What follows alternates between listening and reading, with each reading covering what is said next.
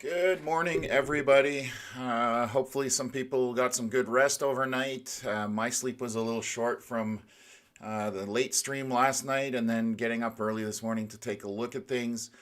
I've got good news for anybody joining us that this has slightly underperformed from what models were showing. So, being in Kempville, I went out this morning, took a walk around, had a look. We have about 7 to 8 millimeters of ice accretion, which is obviously less than the 10 to 20 that was being called for. At the very end of the stream last night, I was mentioning on the radar, if you go back and look at it, that some dry air was coming back in from the west, which had me concerned that this was going to cut up the storm. Not concerned, but just noticing that that might cause it to underperform. Um, and again, in these situations with ice storms, I love being wrong, and we always project a kind of a worst case scenario and hope for the best. So this seems to have turned out better. I did walk down the road, and it's literally a skating rink. Plows haven't been through the subdivision here yet. So I have also looked at cameras throughout on 511 just to look at what road conditions look like for the morning commute. So we'll go over that as well as people are getting up now, 6 o'clock, heading towards work possibly. Roads, side roads, surface streets, back roads are definitely going to be ice covered. Even in my neighborhood, I've seen about 3 vehicles go by and driving extremely slow because literally they are driving on ice at this point. So definitely better than we expected, but still quite a decent amount of ice built up on things and road surfaces. So we'll cover that as well. And then we're going to look what you can expect throughout the day today. What we're going to see in terms of winds, and those winds, I'm looking at some models and some forecasts from Environment Canada. We are looking at some wind gusts peaking in the 70, maybe even 80 kilometers an hour south of the city of Ottawa. Down towards Lake Ontario, Lake Erie, you're talking 100-kilometer-hour winds on those open areas across the bodies of water. So, anyways, we'll go through all that, take a look at it, and definitely we're doing better than we expected, which is fantastic. And I'm happy to report that. So we'll switch in here, take a look at the live radar right now. And so you can see that Ottawa's kind of to the center with Montreal to the right. We are still seeing freezing rain, but down by Kingston is kind of where the temperatures get into the positives. I believe Kingston right now is only getting rain, and I'll show you what's been happening on the radar for the last few hours. This is about 2.5, 3 hours on it. So that's what's kind of taken place. A lot of the storm has been somewhat to our south, so Kingston overnight definitely was seeing quite a bit of precipitation. And snowplow actually just went past my house. I just saw on the camera there. So you can definitely hear vehicles traveling around as they crunch through on the ice. So today's commute in the morning is going to be slow when you're on the side streets. And I've even looked at some of the main highways, and they are ice covered, slushy, that kind of stuff. So still going to be slick, but in better shape than expected. So just going to check in the chat here and say good morning to everybody. We have a steeping pot coming in from Sydney, Nova Scotia, saying it's calm and calm wind-wise at 7:05 a.m.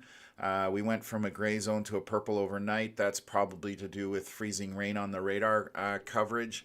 The storm, again, I haven't looked further east that way, but it did underperform here, so I expect that trend to kind of continue somewhat eastward of here. What else have we got here? Is Victoria saying the ice is thick out here in central Frontenac? Good morning from Bank, and Albion looks a bit frozen outside. Charbet Lake, Ontario tuning in as well. Tony coming in Ottawa Billings Bridge, ice on the balcony. Be careful, folks. And then, Steeping Pot, sorry, lives in Kingston, Ontario, visiting Sydney for Christmas. So a little relocated, but you missed quite a bit of precipitation in Kingston. Like I said this morning, I believe they are getting rain for the most part. So one of those things that overnight the temperatures kind of got into the positive for Kingston. So I'm expecting mostly rain on the cameras down there. Good to see Chris as always. Thank you for tuning in. Good morning, Grabber from Maniwaki. What else have we got? Good morning from Ottawa. Okay, let's jump into a few things here. I'll take a quick look. I'm just going to pull this up for you guys. I took some photos myself out front. I know Connor's got some stuff as well, so let me bring that and share this. So this is last night in front of my house, my Christmas lights reflecting off the roof of my vehicle. So definitely a good coating of ice. It's going to take a while to scrape into those vehicles this morning. And definitely not going to be fun. This is a tree branch out front again, probably about 7 millimeters of ice accretion on that, so less than expected, which is fantastic. This is I actually pulled a chunk of ice off of a vehicle, off of snow that was still piled up on one of my vehicles. So I used that to measure how much ice there was. So definitely pretty accurate in that regards. And sorry, I can actually show you that. That's off one of my truck basically. So the ice buildup on top of the snow. So that's kind of how I got my measurement down here. Different ways of doing it, obviously, but that's kind of what we're seeing here. I'm just going to check what Connor's got. Connor is traveling from Alfred down to Winchester, so he is taking the back roads at this point. So reporting in that they are a complete skating rink. He says you can maybe go 50 kilometers an hour, 60 at best, pushing it, obviously. So again, it's what we kind of thought, that roads are going to be slick other than the main arteries. So please keep that in mind and just drive carefully. Just because you can get moving on ice doesn't mean you can stop. So the stopping distance is going to be the biggest issue. Let me bring this up here, the video. Connor just coming in here. Let me get a full screen here. And I'll bring it and share it with you guys. So this is from Connor. Good morning once again from St. Albert. Overnight, obviously, we got loads of ice here, and you can see, my windshield and my car completely coated. It's been running for ages, and it's still not off the windshield. And obviously, you can see stuff like this where the shovel's completely coated, or even, the stairs and stuff like this is coated. But if I turn the camera around, look at all the glare on top of the snow in the driveway. And this is going to be an interesting drive. I can see the here we come, a truck going by here. I can see the glaze of ice on the road. So this is going to be a pretty long drive for me from St. Albert to Winchester. So we'll see how this one goes. So that's Connor reporting in, just giving us an update, and that's basically what I saw outside of my place. So some consistency there in terms of the ice coating that we've got. Even on my weather camera in the top left corner, you can see some icicles just at the very top on that left corner. But if we look at what's outside, that road is literally a sheet of ice at this point, along with everything else in the park and across and driveways. So if you're walking around and you haven't salted, or put down gravel or anything like that, please be careful, because it literally is a skating rink out there. So we'll take a look at some traffic here shortly, and just take a look at what's happening. There are going to be accidents because people are not going to drive according to conditions, and again, braking is going to be the biggest issue this morning. And then we'll take a look at actually I'll bring up the forecast for now for winds without getting too technical in here, but Let me bring this up on the screen here. So this is one of the models that we use. I'm going to back it up here. So this is a prediction or a model that where winds are going to be. Obviously there are no cities, but Ottawa, where my pointer is right now, just to the bottom of that little square, that's roughly where Ottawa, where that 14 is on the screen. And you can see the winds coming in from the west, and this is in knots. So definitely we're going to see Ottawa get up to 39 knots, and you can see on the lakes, Lake Erie, Lake Ontario, 53 knots. You're approaching 100 kilometers an hour in those areas. So you can see the winds are kind of sticking just to the south of Ottawa, but 32 knots, 33 knots, 35 knots in that frame right there just for Ottawa. But south of there, we're talking 44, 43 knots, which is almost 80 kilometer hour, and these are wind gusts, so not necessarily sustained, but those gusts are going to be the ones that are going to cause us problems. And as you can see, I'm just moving the slider further along here, and you're going to see how the winds are going to transition into a southeasterly pattern. It's basically a southeasterly, a northwesterly pattern. My apologies. I always get that backwards. I can't get my brain to get around that, but northwesterly pattern on those winds, and then it dies down. So we're talking in the early evening, this kind of peaking, and then slowly throughout the night dying off. There is a possibility of some snow on the back end of this, but it's going to be very light and very spotty would be a best way if I can describe it. So that's just kind of a run up onto what's going to happen later today. So we will run through here on the commute.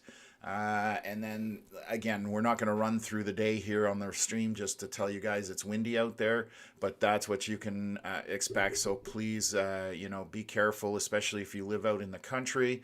And ice is falling or branches are falling. I was outside, as I mentioned earlier, and I could hear ice falling all over the place. So just be careful. What else have we got? So I'm going to jump into the comments here. Ryan Hall Lady, Prescott here, ice is thick on the road. Yes, that's the same thing here. Lake Time, good morning. Good to see you out in the chat as well, back tuned in. This is obviously the morning crew. I'm probably going to have a nap later on just because of my short sleep last night. Marilyn coming in from Orleans, good morning. Seems we received some freezing rain, but does not look like much. Yes, it'll be less in the Ottawa area. There was a good amount of it around 3 a.m. that came through the Ottawa area, but I'll bring up some cameras, and the roads are still slick out in the areas, even in Ottawa and surrounding areas. So apparently Lake Times just saying appears to be a thin layer at Clayton Lake. And Ryan Hall Lady, what is the forecast looking like for Brockville and Prescott throughout the day? So that's kind of what I just went through, so hopefully that answered the question. We are looking at temperatures dropping throughout the day later once those winds pick up. We're talking around 11 a.m., 12 o'clock in terms of the winds picking up, and when they do, that's when those temperatures are going to be dropping. That's the cold front coming through. So just going to be one of those days where the wind is going to sustain till tonight and probably around midnight, that kind of thing. So just looking in here, Connor, want to see somebody. Oh, Connor did exactly the same thing I did. He's just sending in a photo, so I'm just looking at it here. Measured the thickness of the ice. So perfect. I'm caught up there. So Angela's saying, drive safe, Connor. We're on the main street through Maxville, and usually our road is one of the first cleared. It looks pretty messy still. Be safe, everyone.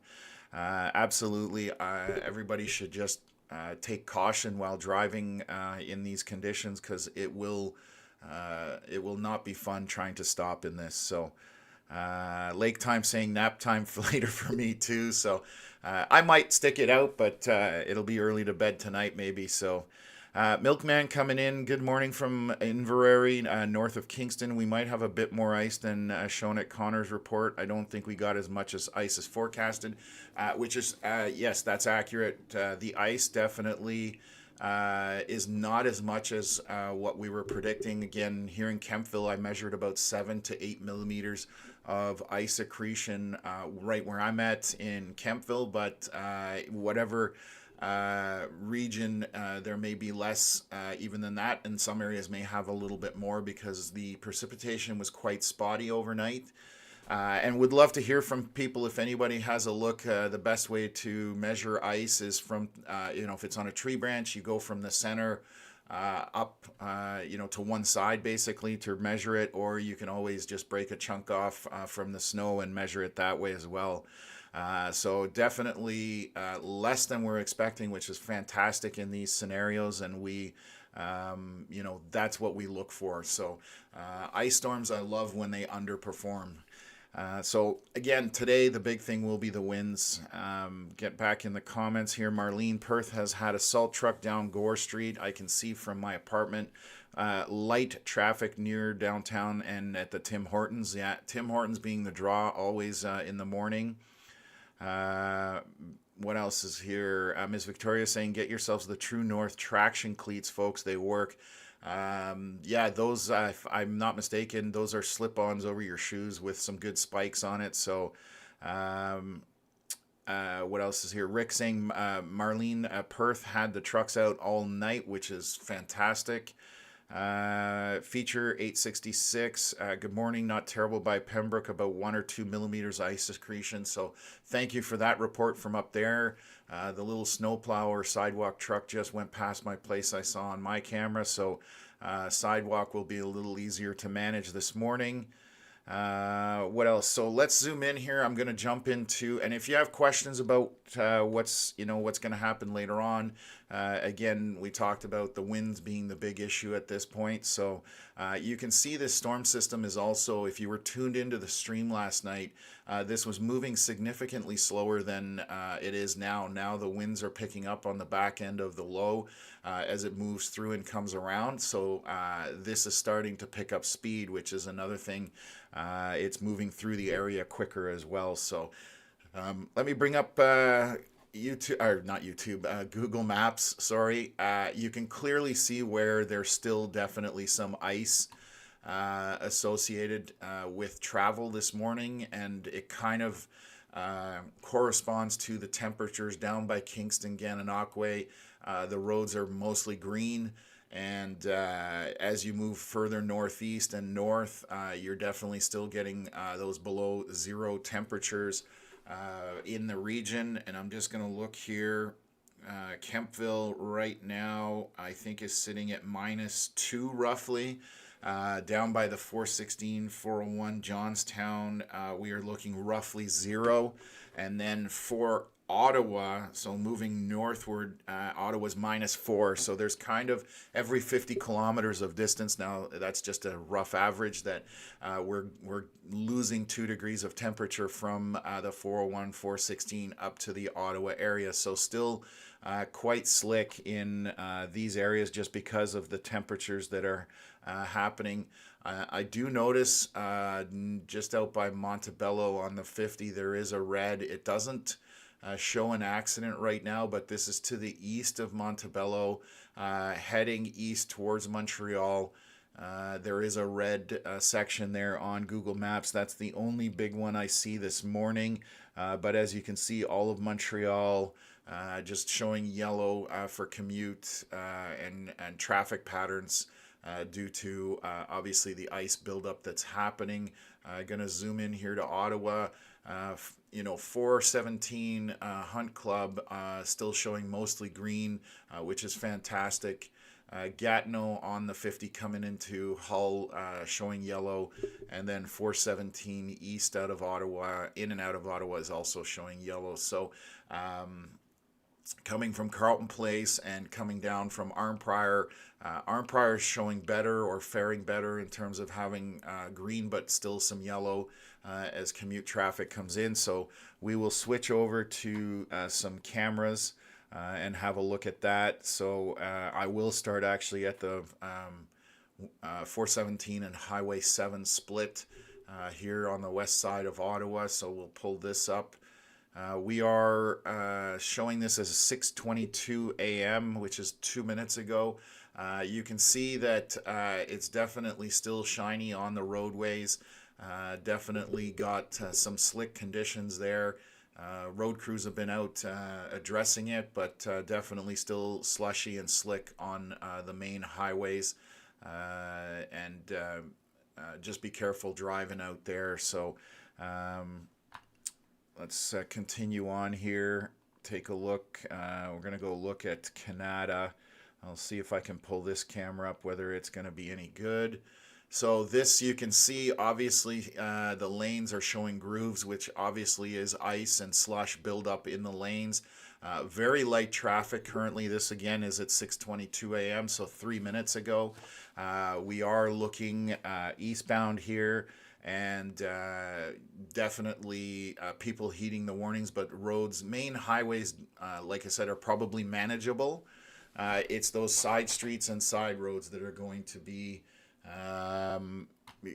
bad. So that's what you just need to be careful with. So coming through here, we'll take a look at near Bayshore, Bell's Corners. Again, pretty much the same stuff. Looking like there's slushiness on the lanes. The salt has gotten into it and kept it from freezing solid, which is fantastic.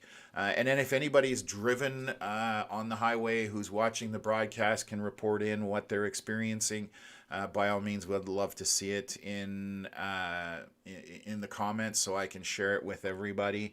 Let's take a look at kind of Carling area.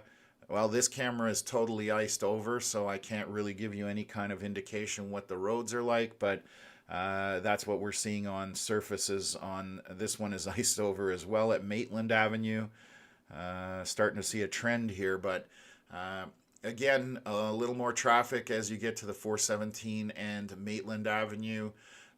So we're seeing spray coming off the vehicles, it looks like. So hopefully, again, main highway is reasonable and shouldn't be too bad.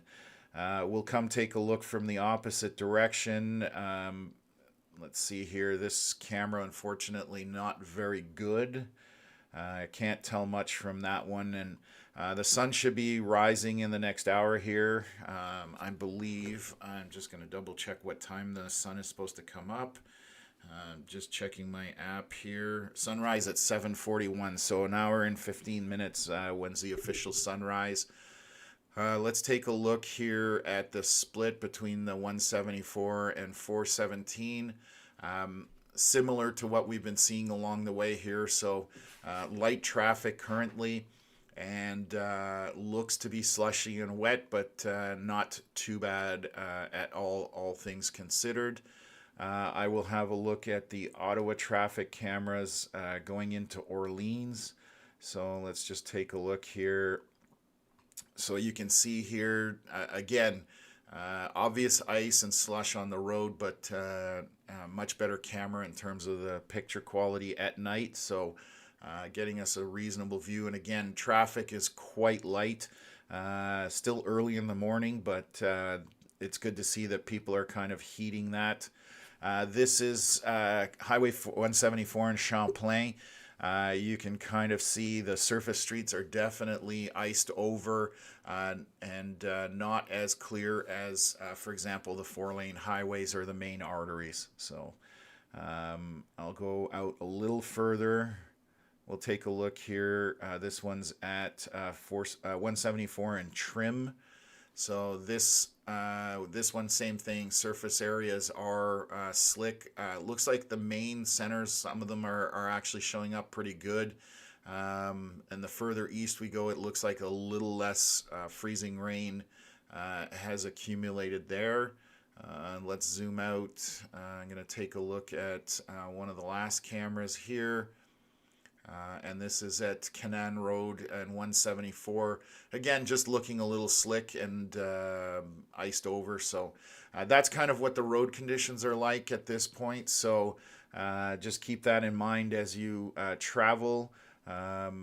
If you're having to go out today, it is going to be slow and steady wins the race, as they say. So that's kind of what we can expect at this point from the road conditions and what's happening. So I'll take a look at radar after I go through the comments here.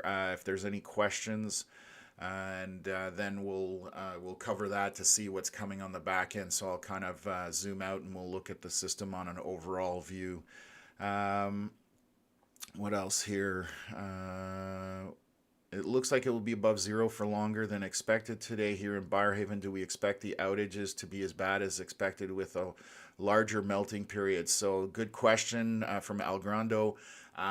So the fact that there's less ice accretion, the power outages are going to be less than expected. Those winds still can cause havoc. Even without ice, 70-kilometer-hour winds do start to cause problems. Where you're encroaching on, where tree branches and trees themselves may fall. The ice doesn't help the situation, but we are in a better position than we thought we would be if we had 20 millimeters of freezing rain accumulation. So I think that we are going to fare better off, and that's a good lead-in. Actually, before I go to our radar, I will go to the Hydro 1 map.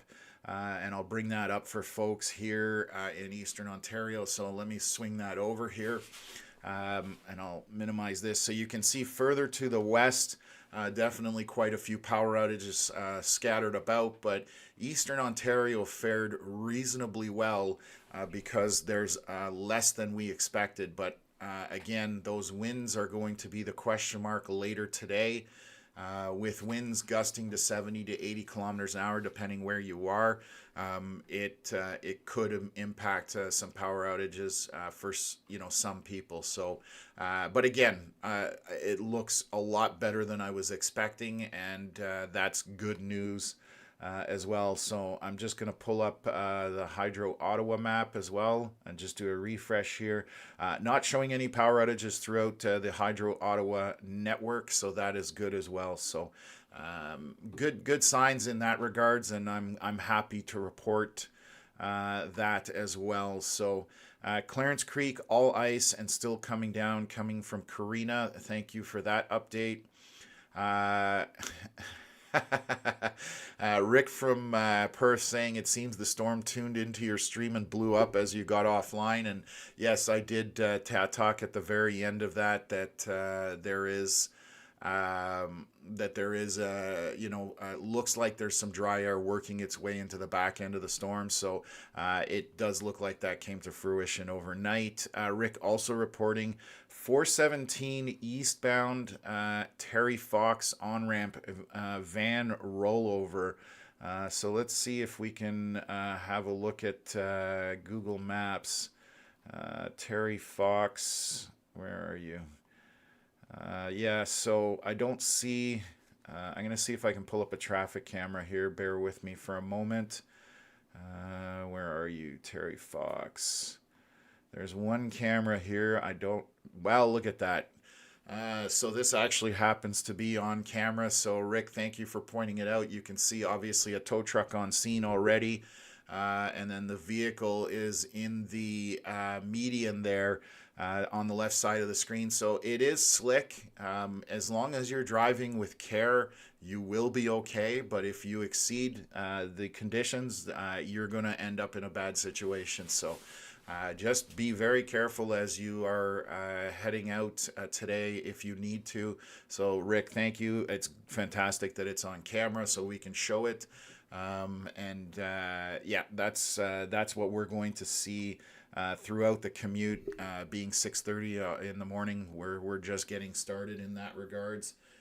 So it's definitely not over yet, even though that the most of the storm system is over, in fact. So what else? Good luck, everyone, and Happy New Year coming from Gecko. Thank you very much. Same to you. Probably won't see another stream before the new year, but that could change. We don't. I don't expect anything significant over the next few days that would justify for a live stream. So, yeah, absolutely happy New Year to everybody. The other thing I want to mention, anybody that was tuned in, obviously our sponsor for the stream today is Gigi's Tree Care. They have come on board, and if you do have any damage from fallen trees, big branches, and need assistance, then it's definitely the group to talk to. They are fantastic. So I'm just going to pull up their information here, their website, just so I can put it on screen for you guys. So if you are looking for something in terms of work, they are based out of North Gower, and Devon and crew will get you taken care of. They service all of Eastern Ontario, so anywhere in our viewing region, they are the ones to talk to. You can go on their website and get information there. gigstreecare.com is their website, and then obviously office is 613-692-8368, and their mobile is 613-743-2240. Obviously, you can see they do all sorts of tree work as well, tree removal, stump grinding, all of the stuff along the lines that you would need in terms of that work. So they can also be reached at info@ggtree.ca is their email address. So you can also find their social medias and all that stuff as well. So again, thank you to them for sponsoring the stream and teaming up with us. We're proud to have them on board. What else have we got here? Just saying Aylmer, Quebec, not much ice here at all, which is fantastic. Again, I'm happy to report, or when there's less ice than we were expecting, it makes things a lot better for everyone. And Chris McDonald saying so far no power outages in Messina, New York. So thank you for that. I was amazed at the international audience we had last night from Denmark, from Australia, all over the world. Obviously New York, we had Vermont. So awesome to see that many people in the chat and on the channel. As we go through this system last night. So let me bring up radar for you guys. I'm going to go full screen on it just so we can see what's happening. So I will kind of look around here and show you what's happening. Anybody who's new on the channel, red is indicating that the radar is picking up freezing rain. Green and yellow is going to be your regular rain. And then if you see blue, that is snow on the radar. So as you can see, when I pan up, we can see down towards Syracuse, obviously rain. Kingston has got rain. So definitely we've transitioned to the west into more rain than actual freezing rain. I'm going to take a look at King City radar coming out of Toronto, and there is definitely significantly less precipitation than expected. A little bit of it down in the Hamilton area, but this all looks like rain because they are in the positive temps. And I'm going to double check that just to give you guys some ideas on temperatures down that way. But things will drop. Toronto is reporting about 5 degrees Celsius. Hamilton is 4. Down in Guelph and London, roughly 2 degrees Celsius. So in the positive. So definitely much better scenario down there in terms of the morning commute as well. And then I'm just going to take a look to see if there's any more precipitation. And it looks like, again, very light all the way down to Detroit, Sarnia, through London and that kind of area, and St. Catharines, showing this area. I'm going to zoom in here because of the winds coming off of Lake Erie. Anything that's kind of to the east of the lakes will see east and southeast, I should say, of the lakes as the wind transitions with the low moving through, you're going to see precipitation coming off the lakes just because the system will pick up that moisture off the open water and bring it on land. So, anybody in the south end or east end of the lakes, you will see some more precipitation happening just because of lake effect. And that includes coming off, Georgian Bay and anywhere else that, we're associated with large bodies of water throughout the region.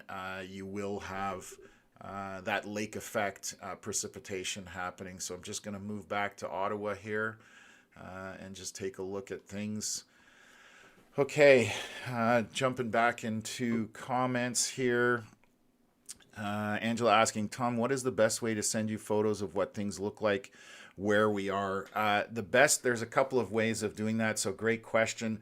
One of the ways, old school, email canadianweatherlive@gmail.com, which is at the top of the screen. You can definitely send it in that way. Another thing, if you prefer, for example, Facebook, we do have a Facebook group that we started. This is run by us. So we do have our own page, Canadian Weather Live, but this one here is called Canadian Weather Live Reports. You can see we've got 2,300 members in there. Once you've joined the group, you can post photos in there, and it's obviously got to be weather related. And there's a couple of quick, easy questions to answer to keep trolls and bots and that kind of stuff out of it. Just keeping the community in terms of, not having a bunch of people in there that, want nothing to do with weather. So anyways, that's the two best ways you can do it.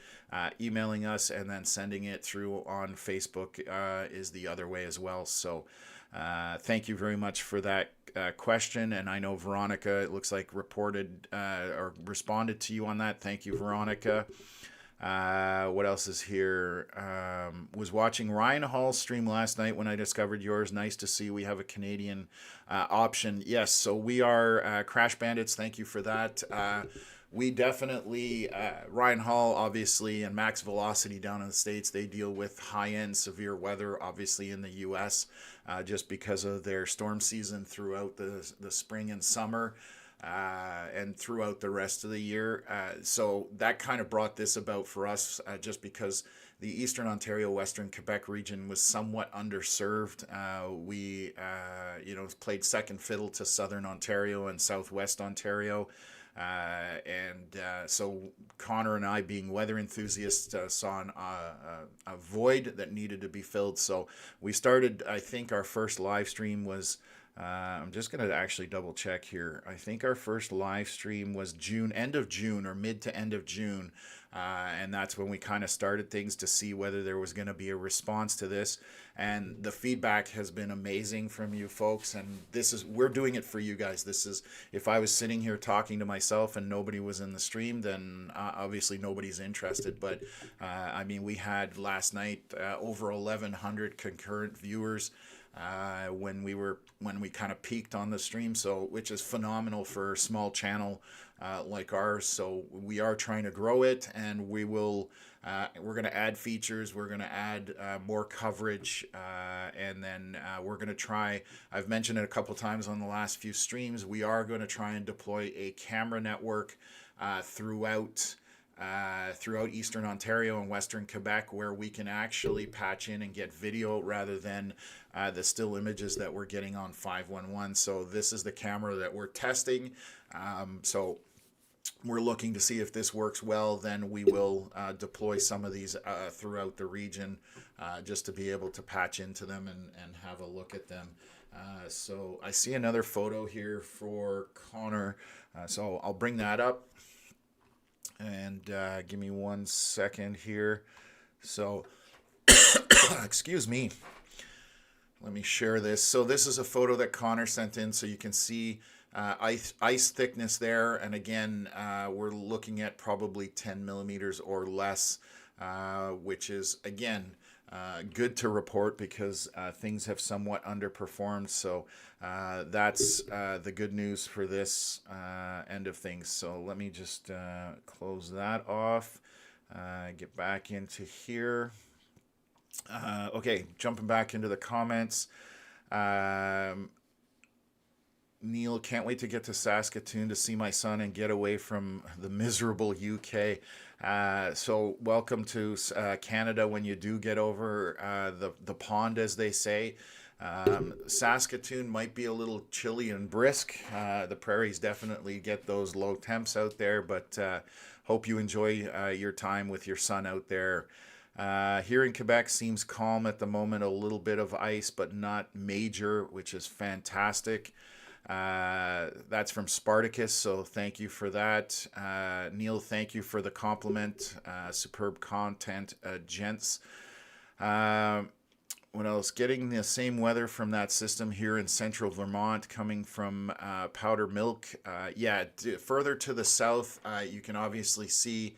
I'll move the radar up a little bit, but obviously the bulk of the precipitation is kind of south of the border this morning and into New York and heading eastward from there into Vermont and that kind of stuff. So definitely that's the bulk of the precipitation at this point, but again, lighter than we were expecting, which again is phenomenal because we definitely didn't want to have worst case scenario, and so it's nice to see when that sort of happens. So let me just zoom back out. I'm looking at my Google Maps just to see if there's anything that jumps out at me in terms of your commutes.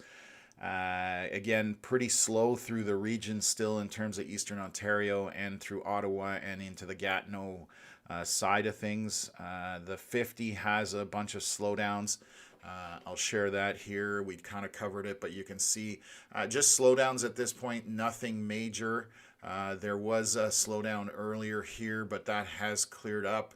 East of Montebello, there was red there, but now we're back to being just yellow and green, spotty throughout. So again, pretty good commute by the looks of it based on what I'm seeing here on Google Maps. Again, I think because there's a lot less people on the road. Still somewhat slick conditions and just better than expected, so that's phenomenal. 401 going east from Johnstown towards Quebec and Cornwall. Definitely quite a few slowdowns, but I suspect just because of road conditions at this point. And as we transition through the day, that should improve. Again, the winds later on today are going to be the problem. We are going to have gusts from in the region within 70 kilometers, maybe even up to 80 kilometers. So that's significant. That can blow tree damage around and cause issues. So hopefully we don't have too many problems in that regards. What else is here? Lake Time, you guys are doing a fabulous service to all of us. Thank you. You're welcome. We appreciate everybody that's tuned in to the channel. This is about you guys, not us. And we're a channel where we decided that we're going to be we're not going to hype stuff up. We are going to be accurate and be as informative as possible, and just keep people aware of what's happening rather than them worrying about the unknown. So just trying to provide concise, accurate information that is digestible easily, and just keeping people informed, basically. So. What else have we got here? What about the wind in southern Ontario today? That's coming from whenever. I can actually pull up a model here that I was looking at earlier. So this is, let me bring it on the screen here. So this is one of the models that we look at. So winds are going to be picking up later on, and I'm going to just mute that. Sorry, I apologize. That was just one of the tabs I have open. So as you can see on the left side, so I'm going to move my mouse. Ottawa is over here, roughly where this 14 is. This is the tip of Lake Ontario on the far western side where you see my mouse. Down here, this is all of Lake Erie. So that kind of gives you an idea all the way Detroit, Sarnia, all that kind of stuff down here, London, Guelph. So the winds are already picking up, and they are talking about these are in knots. So 37 knots, you're 70 kilometers an hour, essentially in that, getting into that range. And again, wind gusts. So peaking. I expect sustained winds of about 50 kilometers an hour, maybe a little bit more. But as I transition through the system, you can see how they're moving eastward. So winds are going to be an issue for most of the day. This here is all Tuesday morning already. So this is 5 a.m. So 24 hours from now. So you can see those bright pink and purple pockets and even some red areas as I move this back and forth. Should give you an idea on those wind patterns that are coming. So obviously over the lakes, nothing impedes that wind. So you're seeing that for that there are going to be higher wind velocities in those areas. So that's what we're expecting. So what else are we looking at? Getting snowfall a little bit south of Saskatoon, coming from Powder Milk. I'm just looking here. Obviously part of the chat here. More likely snow at the moment. It's -7. So yeah, air temperature, we talked about that on the surface. So the reason we got freezing rain yesterday and it was -5 and not snow, the atmosphere is like a cake. There's layers in that atmosphere in terms of different winds directions and also different temperatures. And what was happening yesterday at the very bottom, there's a thin layer of cold air, and it's, when I say thin, it's relative to the atmosphere. So thin compared to the rest of it. Above that, we had +5 to +10 degrees Celsius. So everything was falling as rain. But when it got to that last layer, as it's falling through it, it gets what we call supercooled, and it does not freeze. So when it goes through that layer, it's not thick enough and it hits the ground. And as soon as it touches anything, it basically is supercooled and it freezes. That's what gives you that freezing rain aspect. It's called a temperature inversion, meaning we have warm air aloft above cold air. So that's what led to it last night. So just again, because your temperature is below freezing does not mean it's necessarily going to be snow.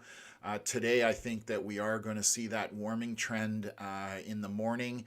And then as the day progresses through, the temperatures will drop, and they will, as the cold front comes through and those winds that I was showing you picking up through the region, that's where the cold is going to get back in here, and we're going to have some cold temps. And at that point, there won't be any more freezing rain once that cold front comes through. And I don't think there's any more freezing rain for the most part, just a little bit in eastern Ontario and western Quebec. But on the back end, you can see clearly on the left on the radar that we have green, which is rain. So the back end of this is showing rain at this point. So that's what we're expecting today. So what else have we got here? Samantha asking, do you think the roads would be decent around 12 p.m. near Morewood, Winchester area, just trying to decide to stay home or try to go to work? So around lunchtime, by that time, I suspect that the roads will be in pretty decent shape, to be honest with you, especially as crews are continuing to treat them. Also, more traffic on them is going to break up the ice. So by noon, I think you'll be pretty okay. The biggest thing you'll have to deal with is those winds will be quite strong, starting around 11 a.m. and working our way through till to tonight. And again, we are talking some peaks of 70, 80 kilometer hour wind gusts. So just keep that in mind. Other than that, you should be good. So Spartacus saying branches here look fine. So far, not much ice buildup. That's fantastic. What else have we got here? Currently close to Buckingham, east of Gatineau. Yes, Matt. Doesn't look bad with ice, which is fantastic. Again, we're happy to report that things are somewhat underperforming in terms of what the models were expecting. So when it comes to an ice event, that's what we're looking for. Thank you, Spartacus. So far, this channel is the most accurate news I've seen, better than the Weather Network. Awesome. Huge thumbs up there. Thank you. We work hard and strive to be accurate with what we're portraying to folks. So no need to sensationalize anything. We're just going to give it to you as it is. And the radar that you're looking at, for example, there are big weather companies out there, that do run what they call a future cast radar. I do not like that because it's misinterpreted by the average viewer as being what the radar is showing. And unfortunately, that is simply a model that is trying to predict the future, which obviously we know is very difficult. And gets it wrong a lot. So what you're seeing on the left-hand side is live radar coming from Environment Canada radar system. So this is as it's happening. So what you see is what you get, essentially, and that's what we're after. What else here? Lorraine, what a great channel. Couldn't find anything on other weather channels. Do you have an app for cell phones? Thanks. Lorraine, thank you very much for the compliment. And we are brand new. So we've just been at this since June. We are talking about an app, but obviously that takes a significant amount of money and development. But we are looking at getting an app and starting that up as well. So there's a lot of stuff in the works. It is going to take some time. So I hope folks will bear with us. But we are literally a two-man show. So this is the beginning of something good, I hope. And like I said, the response has been phenomenal in terms of the feedback on all our platforms. And we're only going to get bigger and better from here. So there will be an app down the road. And Helix asking, Helix in from Australia. There's our Australian friend from last night. It's not supposed to be too bad today in Ontario. The bigger, most of the precipitation has moved out of the region. Again, what I've been talking about mostly is going to be the winds this afternoon. They are going to definitely pick up significantly, and with all the ice buildup, depending on the area, there will be some trees coming down, but it shouldn't be too bad. Again, I'm going to pull up, I'm just looking at the Hydro One map here, so I'll show that to everybody. So our power outages definitely have thinned out, once you kind of get east of Madoc on Highway 7. So Caladar and west is where most of your outages are, but there are several up here just kind of north and northeast of Kingston. 400 people out here north of Sealy's Bay. Then also another one here with another 52. So small pockets of power outages, nothing too crazy. But when we look at the map and I zoom back out, the Ottawa area, Eastern Ontario, up Pembroke, Petawawa, Deep River, and the eastern townships are definitely faring very well. That most of it is isolated to the western portion and southwestern portion of Ontario. So again, we'll see what those winds bring. That is my biggest concern for later today, just to see how they interact with what's happened overnight. So yes. Rick coming in, winds are picking up down Westport area. So we're starting to see that wind work its way in here. And we're going to see those wind velocities definitely picking up. So that's what you can expect as the sun comes up. We will definitely be seeing some increased winds in Eastern Ontario and Western Quebec. Lisa Robb, nice reporting. You've been very helpful for me and many others this morning. Thanks. My pleasure. Thank you for tuning in. And again, this will be the norm for us. As any kind of event that comes through that's got a decent chance of a significant impact for daily life, being commuting, work, that kind of stuff, power outages, we're going to report on it. If it's going to snow 3 centimeters, we're definitely not coming on the stream. There are plenty of apps that you can get that information from. But anything that will impact the area, we want to walk people through it.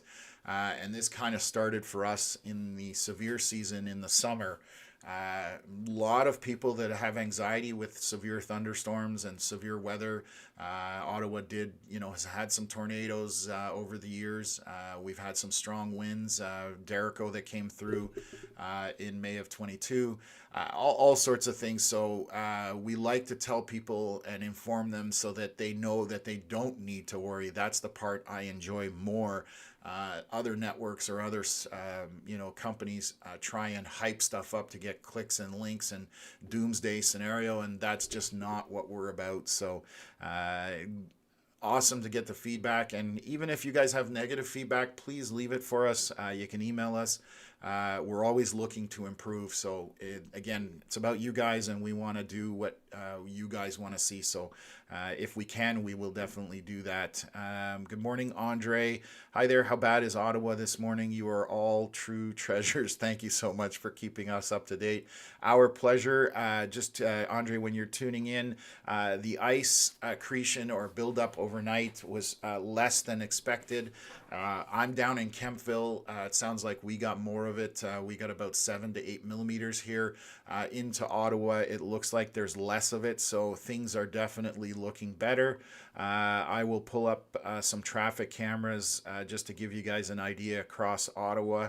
I know we did cover that a little bit ago, so I'll just continue to do that as we move through the broadcast here. So let's have a look at some of the cameras. Andre, this is we're starting west again by the 170 or 417, sorry, and 7 split. This is obviously still slick. 6:55 p.m. So that was about 4 minutes ago. Getting some good updates. These still images are in every 5 minutes or so, it looks like this morning, which is great. Unfortunately, sometimes that's like 20 minutes old. So look at Eagleson and 417. Again, fairly light traffic, so people are staying home. You can see in those lanes there is some slush and ice buildup, but looks reasonably good. We did have a van rollover, and I'm just going to see if this, the one at Terry Fox. So this is what was reported earlier about 20 minutes ago, and you can see that now police are on scene. Also the tow trucks. So this was a little while ago. Rick brought it to our attention from Lanark Scanner.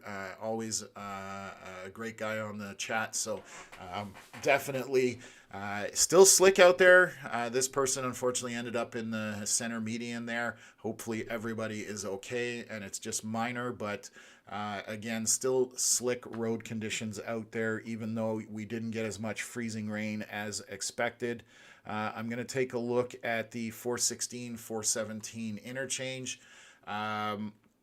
Being 7 a.m., I would expect to see a little more traffic than this, but again, slushy and slick road conditions as we move through the city here.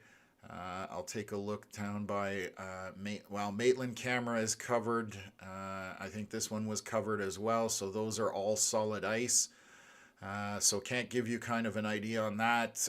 This is down by Parkdale and 417. You can see that, again, lots of spray coming off the vehicle, so I'm hoping that the ice has basically kept it from freezing solid, and basically you're going to be just dealing with a mist as you're driving through and slushy conditions. We'll take a look here. Vanier Parkway, 417, same thing. As the sun comes up here in about 40 minutes, we will have a better view through these cameras, but I'm definitely seeing lighter traffic than I would normally expect to see. I'll look at the 174 and 417 split. Very ice-covered camera, so I can't give you a view there. See if this one's any better. This one's slightly better. This one obviously is better, sorry. And again, just looks like light traffic. So things are pretty good. If you do have to commute, then things are looking pretty decent throughout Ottawa and the region. So I will switch back here. And the map is actually somewhat improving on road conditions. So again, quite a bit of yellow, so people are taking their time and driving more cautiously just because things are slick, but no major delays by the looks of it. Things are looking pretty good.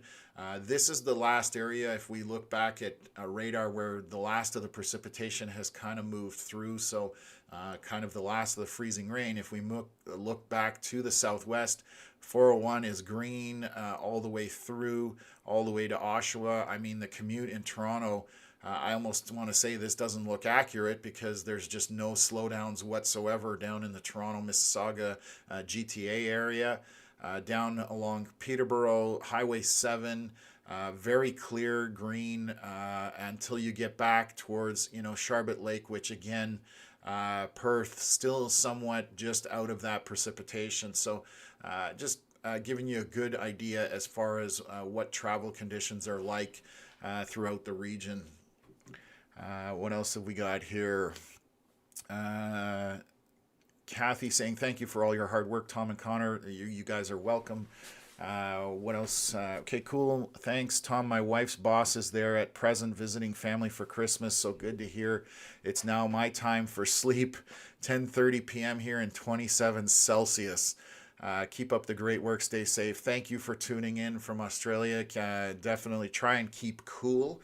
I never thought I would say that on an ice storm stream, but that's what happens when people are tuning in from around the world. So that's awesome.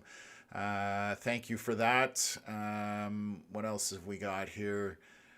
Canada is fine, barely got any. Coming from Grayson, thank you for that update. Yes, Ottawa does have less than predicted, which is fantastic. That's again what we like to report, that things are doing better than expected. So let me just look here. Melissa, I just saw that you're jumping in the chat, one of my moderators. Thank you. Veronica has been here since the get-go. Again, thank you for both of you for being in here. Chris McDonald saying St. Lawrence County, New York travel advisory been upgraded to a travel ban. All non-essential travel must cease immediately. That is on the New York side. In the St. Lawrence County area, so near Messina, New York, that kind of stuff. So, Chris, thank you for that. Anybody tuned in from across the St. Lawrence River, you can see that if we look at the radar, and I will highlight it here, obviously, down in this area here, there's the bulk of the precipitation, and it is still, for the most part, freezing rain. A bit more elevation in that area as well, so that probably playing into it. So thanks for that update. What else have we got? I'm going to take a look here. Angela saying, I went out and took a couple photos, sent them your way. It looks to be about 4 to 5 millimeters of ice accretion so far for Maxville, but freezing rain is still coming down pretty good here right now. So that is the tail end of the precipitation moving through. So Angela, thank you. I'm going to bring that up here. Oh, wow. You even got a ruler out there. So okay, basically, let me just take a look here. Just going to get these loaded up. Fantastic. Okay, so again, Angela, thank you for sending this in. These are photos from Maxville. So best way to measure your ice is obviously having an accurate, either ruler or measuring tape. But you can see we're talking 4 to 5 millimeters of ice accretion on surfaces. So always great to get that. Roads, again, slushy. Looks like road crews have managed to keep up with them somewhat. So lots of good pictures here. So thank you very much for sending that in. And for anybody wondering, you can email us what you're seeing on the ground. You can even send us a video. CanadianWeatherLive@gmail.com, or you can also send it, join our Facebook group. Canadian Weather Live Reports is another one. This is a group that we have. You can join and start posting in there as well. So it's a good little community in there, and that will only grow over time. So we love seeing that kind of stuff. It really helps us. What else have we got here? Melissa not feeling good. Sorry to hear that, Melissa. If, hopefully things do improve later for you. No fun being sick, unfortunately. So, Kevin Smetana, that is my nephew, halfway around the world. Awesome to see you in the stream here, big guy. Saying good morning. Amazing coverage as always. Kevin, good to see that you're in the chat, and always good to hear from you. So thank you for that. Yes, we're definitely trying to provide the higher end coverage and keeping people informed. So what else? Moira, hello. Got up early to watch your live and see how we're doing. Arnprior got some freezing rain, but not much. Again, that is good news. Thank you for reporting that. We definitely have seen that kind of the further north you go out of Ottawa, and I should probably take a look at some of those cameras. Thank you for reminding me. We are going to look at Highway 17. So arm prior camera here. Starting to come into, it looks like a little bit of daylight trying to peek in, but can't really see a whole lot on this camera. The lanes look pretty good. Not as much reflection as we're expecting on other cameras down here. So it looks like that things fared pretty well overnight. Here it looks like quite a good road surface. This is up by Renfrew. So again, looks reasonable on that highway. It's slushy and wet and a bit slick, it looks like, but nothing too crazy, which is fantastic to see. This camera traditionally isn't very good, but it's very grainy at night, so we can't really see. This is Petawawa. Obviously, we can see the center stripe, so that's a good sign. Not anything too bad. So again, as we head further north towards North Bay, Mattawa area, things are looking pretty decent. So that I'm glad to report that to you folks here. And we'll take a look at things and we'll continue to push through. So gonna get back into the comments. What else is here? Sierra White asking, is this the end of the rainstorm? Pretty much the freezing rain is done. As you can see on the radar to the left, I'll bring it up full screen. Ottawa in the center. You can see the bulk of the precipitation is to the south of the border. And again, to the west, we're seeing very little in terms of precipitation. When the cold front approaches and those temperatures do drop, there may be some light snow, but again, it's going to be patchy and it's going to be mostly light snow. The bigger problem we're going to have is those winds later on today. Where they're going to pick up late morning, midday. We're going to be seeing gusts throughout the day up into the evening and nighttime, possibly 70, 80 kilometers an hour. So that's going to be our biggest thing to deal with today is just high winds, and hopefully it doesn't knock stuff over. So that's kind of what we're expecting at this point. Linda asking, anyone have any info for travel Barrhaven, Manotick, and Osgood? Please and thanks. Linda, we were looking at cameras. Definitely slick road conditions on the side roads themselves. The main arteries, the 400 series highways or any 4-lane highways are showing pretty good. But I took a walk this morning before coming on the stream.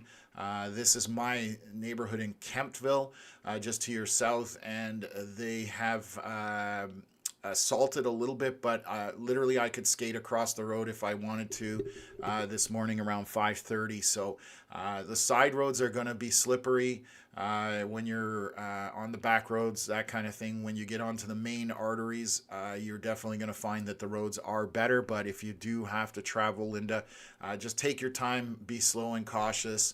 The bigger problem here will be stopping if you're on ice.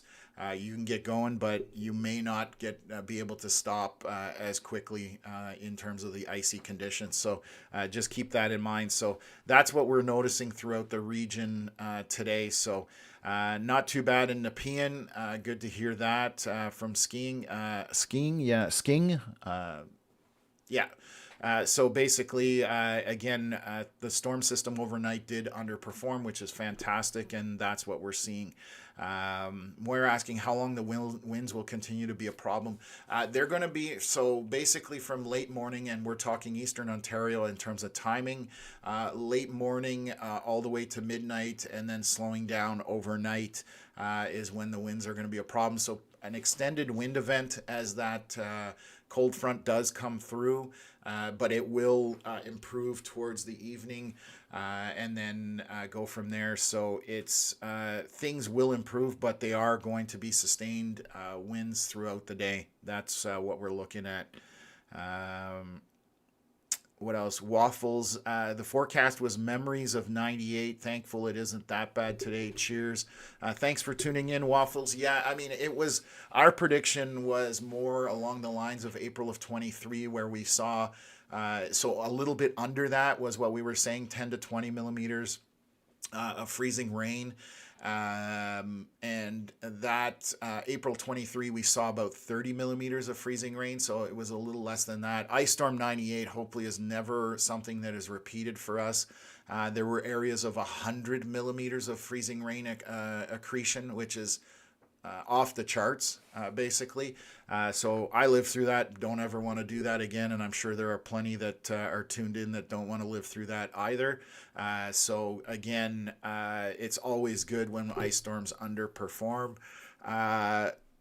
Sea Wiggles, should I stay home from work or okay to drive in? Again, you're in Orleans.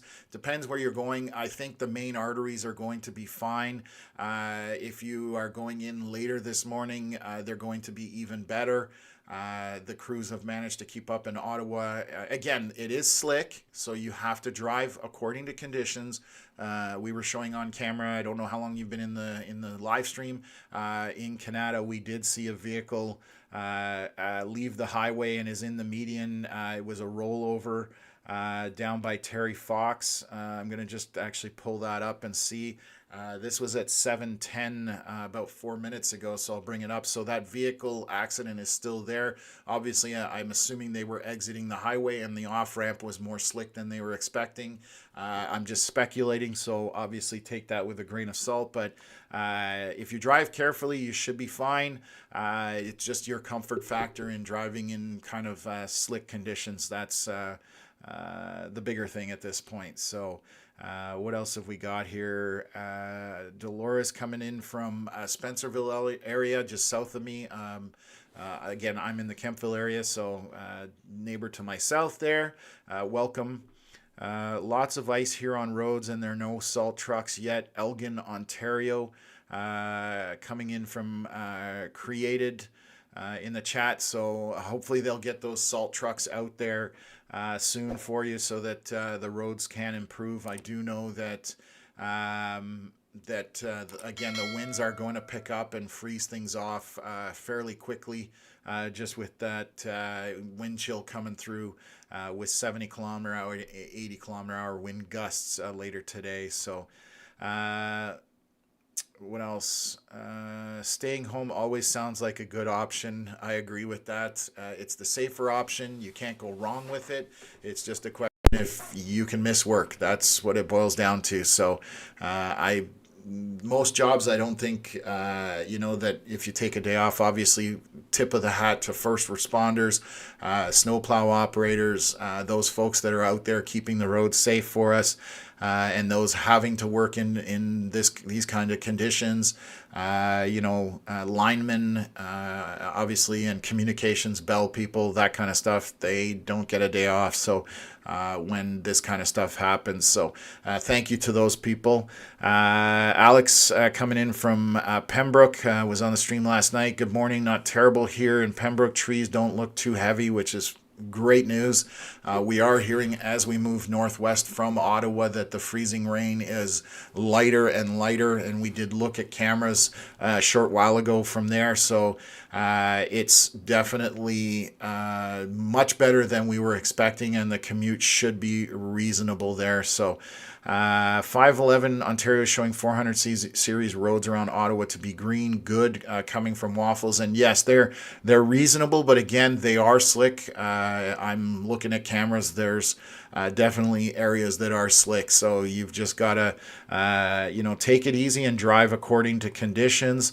Again, that's the name of the game this morning. So Penny Jones, good morning. Can you please give thoughts on 401 Johnstown to Kingston? I have an appointment at 11:30 this morning. It's a cancer follow-up. Hate to miss it, but obviously safety first. So yes, I can definitely give you an update on that, Penny. I'll bring it right up on the screen here for you so you can see it as it is right now. Obviously, as you get closer to Kingston, the temperatures there were above freezing when I started the stream here about an hour and a half ago or so, and I'm just going to take a quick look just to see what they're reporting for temperature. So Kingston is showing 4 degrees Celsius. Near Mallory Town, 1 degree, and then Johnstown right now is 0 degrees Celsius. So pretty much you're above freezing for your drive. And as you can see on Google Maps, we're showing green other than a slight slowdown around Mallory Town. So you should be good to go to get to your appointment. Hopefully you get positive news. We'll keep our fingers crossed for you. And hopefully it's a good day for you, Penny. Appreciate the question and appreciate you being here on the stream. What else have we got? What else? Better sound, thank you. Old McDonald is hard of hearing. Let me just check my sound settings. I'm kind of peaking out here, Chris. I can't really get much higher. I am getting into the red on our mixer. So maybe it might be on your end if you can adjust the volume on the app, or I don't know what you're watching it on, but hopefully everybody else can hear me loud and clear. I think I've got decent volume coming through. So, but anyways, that I can't do anything more, unfortunately, Chris. I'm sorry about that. What else is here? Okay, so whatever just happened to your mic, you are now crisp and clear and 5 of 5 on sound. Okay, maybe I had an issue with the stream dropping quality. Maybe I'm just looking here at my stats. They look pretty good at this point. So hopefully, whatever technical glitch we have is over and everybody can kind of hear me properly. So good morning from Kempville. Mom of 3 beagles, coming in from Kempville. What kind of coffee do you drink? You seem really on top of your game. You're going to hate me for this. I don't drink coffee. I never got into it. The odd time I might have a French vanilla cappuccino from Tim Hortons, but I am definitely not a coffee expert or aficionado. I don't know. I bring the energy. I don't know what it is, but I'm definitely not a coffee person. So I know that's weird. A lot of people are definitely coffee people. I'm just not one of them. So Penny, you're welcome again. We'll keep you in our thoughts and send you positive vibes on your appointment there. So. Moira saying Mike has sounded good. So yeah, it could be just individual streams or whatever the case may be. Hopefully we're good on the sound side for the most part here. I am going to need to run down. I did not grab water this morning, which was a mistake. So I will need to take a short break there and take a water break, but we'll continue there shortly. Chris saying I'm good now. So yeah, it was obviously some kind of technical issue, but thank you for letting me know. Always good to know if there's something wrong. What else have we got? Dolores saying, so glad I found this app. You're doing a great job. Again, thank you to everybody who's new and tuning in. We are a new channel that started about 6 months ago during our summer severe season. Connor, who's on here with me as well. Obviously, this morning he's working, so he can't be, but we're both weather enthusiasts, have been chasing weather since 2014, roughly, following it most of my life, but actively chasing it since 2014. Myself, I've been chasing in the U.S. in Tornado Alley. I've seen probably 94 tornadoes throughout my chasing career. So I've seen the worst of it, the best of it, and everything in between. So it's one of those things. I'm addicted to weather, and there's a lot of people out there that are afraid of it. So we try and help let people know whether they need to worry about what's happening or not. So if you people can bear with me here, like I said, I'm going to take a quick break, grab some water. I'll be gone for about 2-3 minutes, and then we'll jump back into it. We'll look at some more cameras throughout the region. Sun should be up here shortly in the next 20 minutes or so.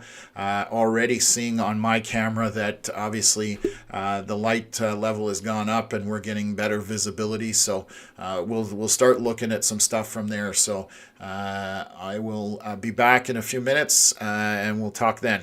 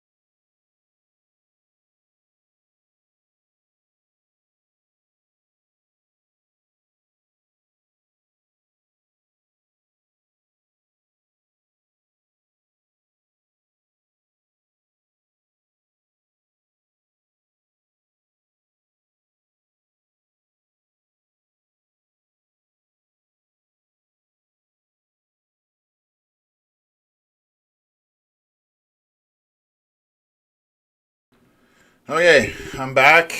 Got my water, feeling a little better. So I've been talking for about an hour and a half and started to get that cotton mouth feeling.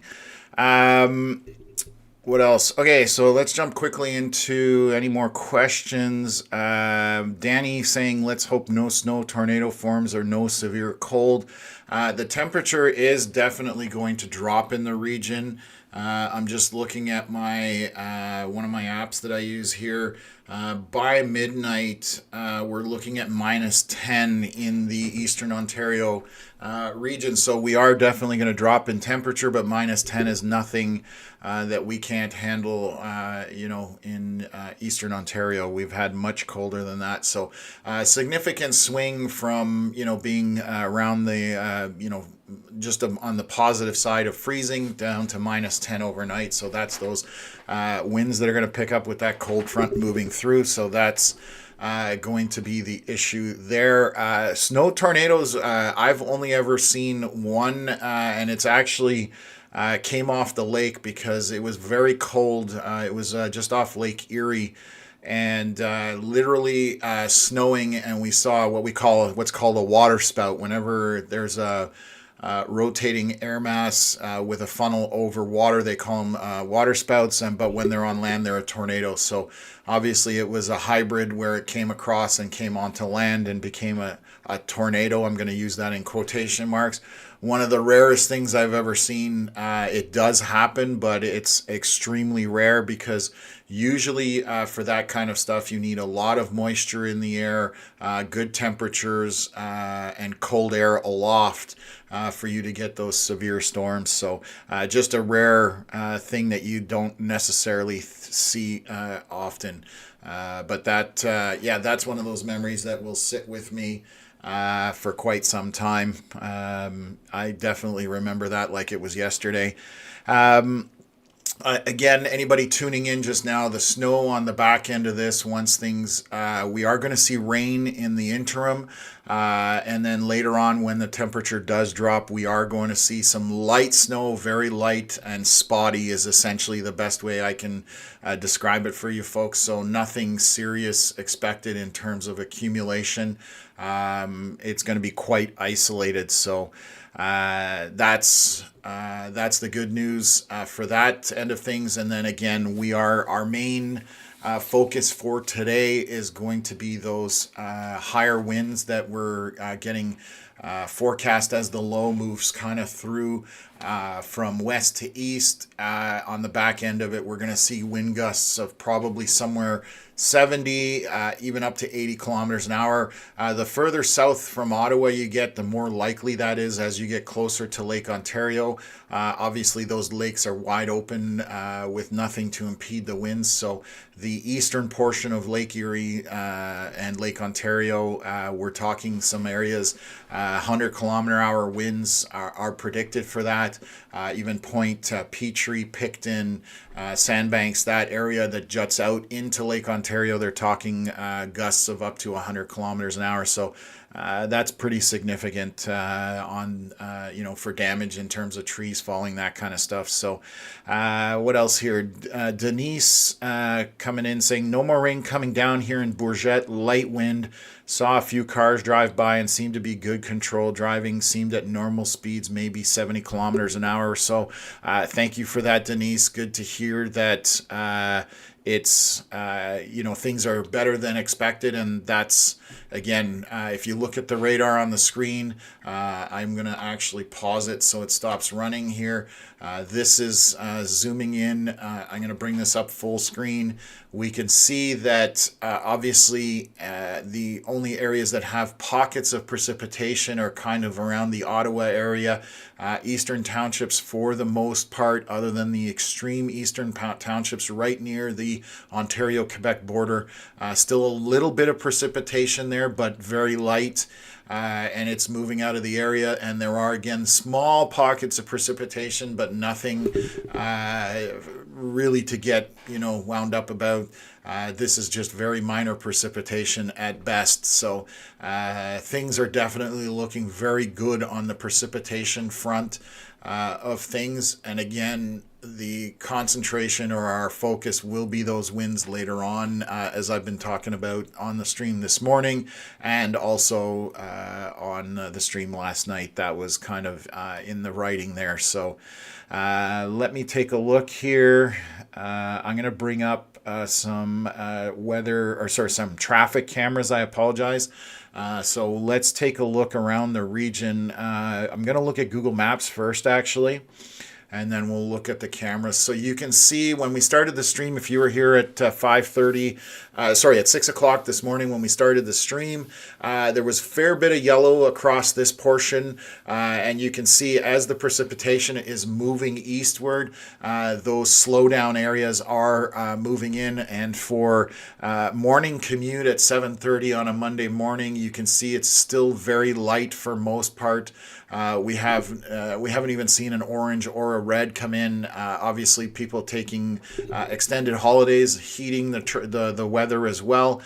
So the commute seems reasonable. Those main arteries are going to be the best in terms of travel. Still going to be slushy and slick, but with spotty areas of ice, but for the most part pretty good. It's going to be the side roads, the surface streets as we call them, and then the back roads throughout the rural areas. Those are the ones that are going to be ice covered and that are going to be problematic up until road crews can come through and salt them and treat them and get them scraped down. So just something to keep in mind as for this morning's commute. So let's take a look at some traffic cameras. Again, I will start down by Johnstown just to see where things are at, to have a quick look if this will load. Looks like fairly good here. This is on the interchange. The 401 looks pretty clear. Live camera is down on that one, unfortunately.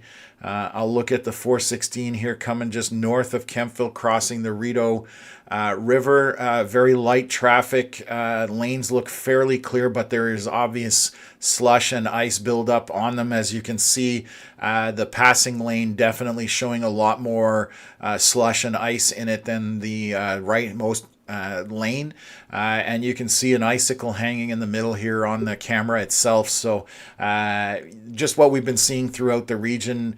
Road conditions are not horrible, but they're also not perfect either, so it's just kind of in between there. Have a look at Castleman. This is out by Castleman. Again, looks like there's some ice and slush buildup in the lanes themselves, especially in the left lane, the passing lane. But very light traffic, icicle hanging on this one as well. So just the common theme that we are seeing throughout the region. I'll take a look here at the far west end. Camera here where the 417 and the Highway 7 split happens. Looks like it's a bit slick there. Definitely some ice buildup as well. So just we're seeing a pattern here essentially. I'm going to look at this camera, see if the accident is still there. So we had a rollover. It looks like they've almost got the vehicle out here on the left-hand side of your screen. That was an accident that happened about an hour ago. Somebody came off the off-ramp, and it was called as a rollover, so hopefully everybody's okay. Again, still possible of being slick, but you can see the volume of traffic is extremely light for a typical commute day that we're seeing here on the traffic cameras. There's a handful of vehicles out there, being 7:30 in the morning or 7:35. So, most people probably staying home, which is good. It'll allow road crews to get caught up and get those roads into better condition even quicker. So let's just take a look here, see if this is Woodruff Avenue. A little more traffic heading into downtown. You can see the spray off the vehicles, so wet, but I still suspect slush and icy in the lanes themselves. We'll take a quick look closer to downtown. This is at Bayswater. Again, very light traffic, all things considered. Same kind of conditions here at Bayswater. Take a look here closer somewhere around Saint Laurent Boulevard. I will pull that up. You can definitely see that there is grooves within the lanes themselves, so there is some ice and slush in the lanes. Still consistent with what we're seeing across the region. Take a look here. This will be 417 and Walkley area. Same thing. On-ramps definitely look like, from what I'm seeing, somewhat slick compared to the main traffic lanes on the 417 or the 174 or the 416. All those major thoroughfares. The right lane is the clearest of them all. Left passing lane definitely showing more ice and slush buildup across the region. So looking very decent, all things considered, which is fantastic. And I'm happy to report that things are definitely, for a Monday morning, are doing a lot better than I was honestly expecting, and that's always good news. So Roddy Man coming in from Pembroke says looks like Pembroke dodged a bullet for the most part. Yes, the whole region definitely dodged a worst case scenario. Again, when I got up this morning, I went out and had a look, and essentially here in Kemptville we had about 7 to 8 millimeters of freezing rain. So I'll actually bring up some pictures I showed early on in the stream. So let me just bring that back up, and so you can see. So this is at my house in Kemptville. On my car, you can definitely see the ice buildup. Obviously, my Christmas lights reflecting off of that. This is the ice accretion on a tree. So again, about 7 to 8 millimeters roughly. So less than what we were predicting, 10 to 20, which is fantastic news. So that's the side profile of a chunk of ice I pulled off the snow on the front lawn. And that's off the hood of my truck. That's snow that's on there from the previous snowfall that I still haven't cleared off of it. But it gives you an idea of what we're seeing in the region. So definitely less than expected, which is phenomenal. And making things a little bit easier today as far as things go. So what else have we got here? Coming back into the chat. Good morning, everyone. Checking in from Mirabel, Quebec. Megan Frost, thank you for tuning in from out there. Again, just tuning in, we are definitely seeing that the storm system has underperformed somewhat, which is fantastic. Less ice than we were expecting, so things are better this morning than I was definitely expecting, and a lot of us on that end. So I'll quickly, seeing as you're tuning in from Mirabel, I'm going to take a look just at the map here. Google Maps, even for Montreal, is looking very good. Just a couple of slowdowns here. It looks like, I was just going to say, this looks like, is this Ile Perrot? I want to say that's L'Ile Perrot. Yes, so there's an accident here on the 20, slowing things down. Nothing major. And then I did see another slowdown. Where was it? Here on the north end, near Charlemagne on 40. There is another slowdown here. But other than that, all things considered, things are pretty good throughout the region. Just south of Saint-Jérôme, I see a slowdown here. Again, but nothing of any major consequence. And again, we look back at Ottawa, there's a lot of green on the map, which is fantastic, because that just means that the commute is going better than we expected. What else is going on here? Moira asking, how will winds impact road conditions later in the day? So because the temperature is going to drop drastically, with those winds, it's going to ice stuff over. So anytime you get winds, coming across roadway surfaces. It will ice them up, especially we are going to go from, I'm talking about Eastern Ontario right now, from maybe 1 or 2 degrees above freezing, and by midnight we're down to 10 below. So that temperature is going to come crashing down in a short period of time, relatively about 1 degree drop per hour. So throughout the evening, so those winds are going to, especially in the higher wind areas with those bigger gusts where we're talking 70 kilometers an hour, it's going to blow stuff around. So keep that in mind. And anything that's going to blow around right now, because there's a crust of freezing rain on top of it, if it's light, it's just going to slide across that ice, like garbage cans I'm talking about, or recycling bins, who knows, but it's definitely going to carry somewhat. So that's what you can expect later on with the winds today. Rick coming in saying OPP seems pretty clear on the traffic side, 401, 416, 40, and I'm assuming 417 in there as well, Rick was meaning to say. But it's looking really good, which is, again, it's phenomenal. And I think part of that has to do with people having the information at hand that they can make the right decision for themselves, whether they're comfortable driving in this or not. So that's always good. Melissa asking, any word on Russell Road towards Bourget? I'm going to take a look here. 1 second. I think, again, main arteries being your 400 series main highways, the main roadways are going to be pretty good. The sides arteries, surface streets, back roads, they are going to be more slick in terms of ice. I'm seeing around Bourget that there are a few minor slowdowns, but nothing major. Unfortunately, I have no cameras that I can look at for you, Melissa. But again, if you look, I'm in Kempville, somewhat similar conditions. My neighborhood, that road, I could literally skate across it this morning at about 5:30 a.m. The salt truck has come through, the snowplow, so things are better. There's my neighbor walking next door.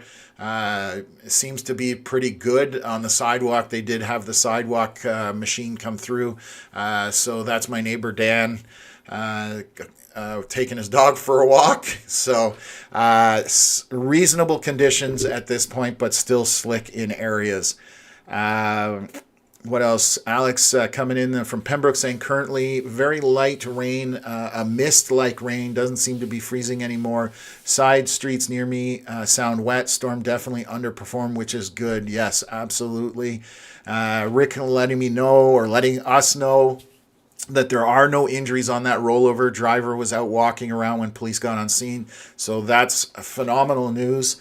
Always good to hear that things are better than expected and that nobody's gotten hurt. So Gary coming in, thanks for the coverage. Was thinking of going to Ogdensburg, New York today from Ottawa. We got nothing here, just north of Wakefield. So you, again, other than the minor slowdowns, Gary, you should be good, free and clear as long as you've got decent tires on your vehicle. You should have no issues traveling. It might take a little bit longer, but you should have no problem getting down there today if that's what you're looking to do. Crazy Dave coming in, morning from Quebec West, Highway 148 is a mess.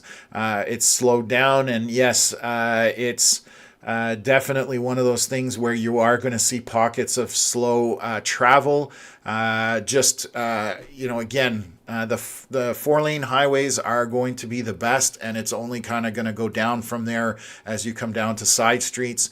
For the morning commute, I would expect by afternoon, evening, things will be much better on all road surfaces. So, Moira asking, where did they get the worst of the ice? So unfortunately, I haven't had a chance to look everywhere and get reports. When people send us information, it helps us out because we can understand where the bigger ice accretion has happened.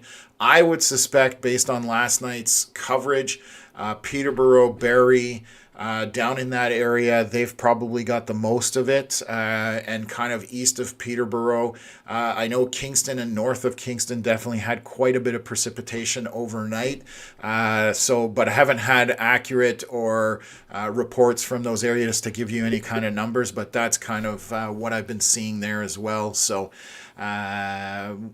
what else? Is it raining now in Spencerville to Brockville coming from Dolores? So just going to zoom in on the radar.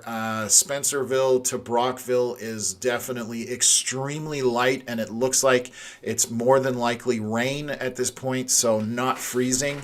I know we were reporting a short while ago, that down by 416, 401 interchange Johnstown, 0 degrees Celsius, and it kind of went up from there as you went southwest to Kingston, showing 4 degrees Celsius. So things are looking pretty good. If that's the commute you're going to be making, you should be pretty good on that front. Again, just drive carefully and you'll be fine. So but it does look like that it's mostly rain throughout that region. Again, if you're new to the channel and new to looking at this radar, green and yellow on there is rain. Red is going to be your freezing rain and possibly a bit of ice pellets. And anytime we see blue on the radar, that is snow. So that's what we're experiencing in the region here. You can see all the way, from Parry Sound all the way to Sherbrooke, Quebec. We're seeing on the northern portion of it freezing rain, to the south obviously rain in those regions. So what else? Barry's Bay area, how does that look? Barry's Bay right now, very clear. There's barely any precipitation. Just going to highlight it here on the radar for anybody in the chat. That's Barry's Bay there. The big thing you're going to be dealing with, like everybody else, are the potential for higher winds this afternoon, late morning, early afternoon, throughout the evening up until about midnight, with wind gusts possibly 70, 80 kilometers an hour. Obviously that varies within the region, but that's kind of what we're looking at in terms of predictions on the models that were put out overnight that I had a look at this morning before coming on the live stream here. The salt trucks have been out all night. It is more this afternoon that I'm worried about the flash freeze than the high winds. They are talking about maybe up to 90 kilometers an hour this afternoon. Yeah, Megan, it definitely will affect the roads because they will freeze with those temperature drops. So you're just going to have to be cautious. I think 90 is a little bit maybe overzealous, but you never know. And that would be only a wind gust, not sustained winds. I think the sustained winds we're looking at 50 kilometers an hour, maybe 60 kilometers an hour at most as far as sustained. But again, that can bring some of these trees down because they do have some weight on them from the ice depending where you are. So what else have we got here? Catherine just drove on Barnsdale. Strandherd roads are really good, well salted. Though there was a car in the ditch, probably from the night at Barnsdale and Twin Elm Road. So thank you for that report, Catherine, coming in kind of on the south side of Ottawa. So good to hear that things are passable, which is, again, those main roads. Good to hear that they're doing better than expected. Megan saying, yeah, I think that is when we will see the power outages go up. And yes, with those winds, the potential for the power outages does go up. There's more likelihood of it. It doesn't mean it's going to happen, but it is a possibility. So I'm just zooming in here, and that's a great segue into looking at the Hydro One outage map. Again, most of it's concentrated to the west of Caladar, a few to the north of Kingston because there was quite a bit of precipitation there overnight, and there are some near Rideau Ferry and near Perth. A couple of small ones, but again, nothing of any significance at this point. I'll take a look at Hydro One, or Hydro Ottawa, I should say, and just going to do a refresh here, showing no power outages in the Ottawa area. So again, we are doing very well this morning. The commute in is very light, all good things, and I'm loving reporting this positivity because, it didn't look good on the models, and thankfully they were wrong. What else is here? Doggy left a calling card. Oh, yes. He's got a very fluffy dog, Saint Bernard. So yeah, that's Dan again, my neighbor, and yes, he left his calling card along with the rest of the neighborhood. Usually does that on my corner there. So. Steph asking, when would be the best time of day to travel from Hamilton to Barry's Bay? I think you're pretty good at this point. I will check on the radar here, so bear with me. I'm just going to see what currently is falling in terms of precipitation.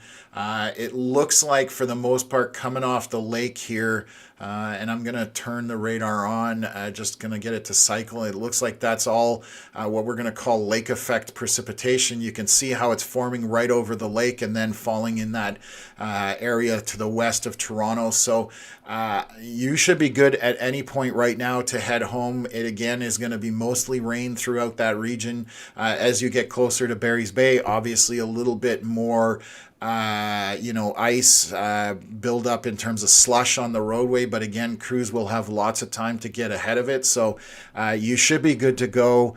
Steph, at this point, would be my professional opinion on that one. So again, we're showing mostly rain and positive temperatures down there. Now, later on in the day, it will fall.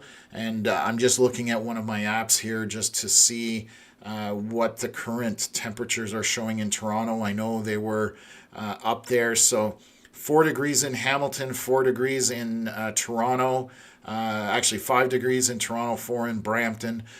So definitely still above the freezing mark. So you're best to get out before those cold winds move in and then things start to drop in terms of temperature, because then things will start to, once we pass the freezing point, things will slick up for a little while that comes through. So Megan saying, I'm going to stay home at home with wine and chocolate and YouTube. That sounds like a great day to me. So again, if you don't have to travel, don't. But again, we're talking Eastern Ontario for the most part. That's the focus of this stream. But if you're outside of the area, definitely, just like Steph was asking for Hamilton to Barry's Bay, I'm happy to answer questions outside of that region. So, what else? Moira asking, does less than expected ice improve power outage risk with expected winds? Yes, it does help out. It's going to less weight on the trees, the less you're going to have in terms of the potential for that to fall. So again, the winds later this afternoon, again, if you do have problems, I have mentioned it at the top of the screen. You can see one of our stream sponsors here today is Gigi's Tree Care. And I'll actually play a little commercial. They're experts at tree removal, so I'll throw that up right now, and then I'll be back in about a minute. We begin tonight with the dangerous storms from coast to coast as millions are set to return home or heading out of town to ring in the new year. States of emergencies declared.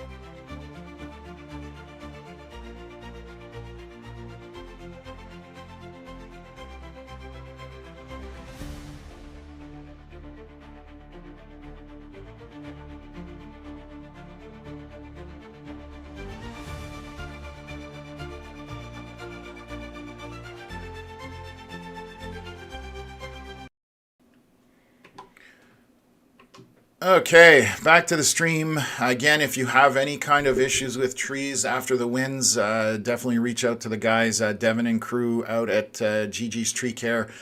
They'll help you guys out. They service the whole Eastern Ontario area, and a good bunch of people there. They've been fans of the stream since almost day one, so we love having them on board and being partnered with them. So getting back into the chat here, what else have we got? What else? just tuning in, what can we expect from the remainder of this storm in Renfrew, Pembroke area as we progress through today? So most of the precipitation, anybody that's tuned in, is over for the region. It's underperformed, which is fantastic. If you do get any precipitation between now and probably 11 a.m.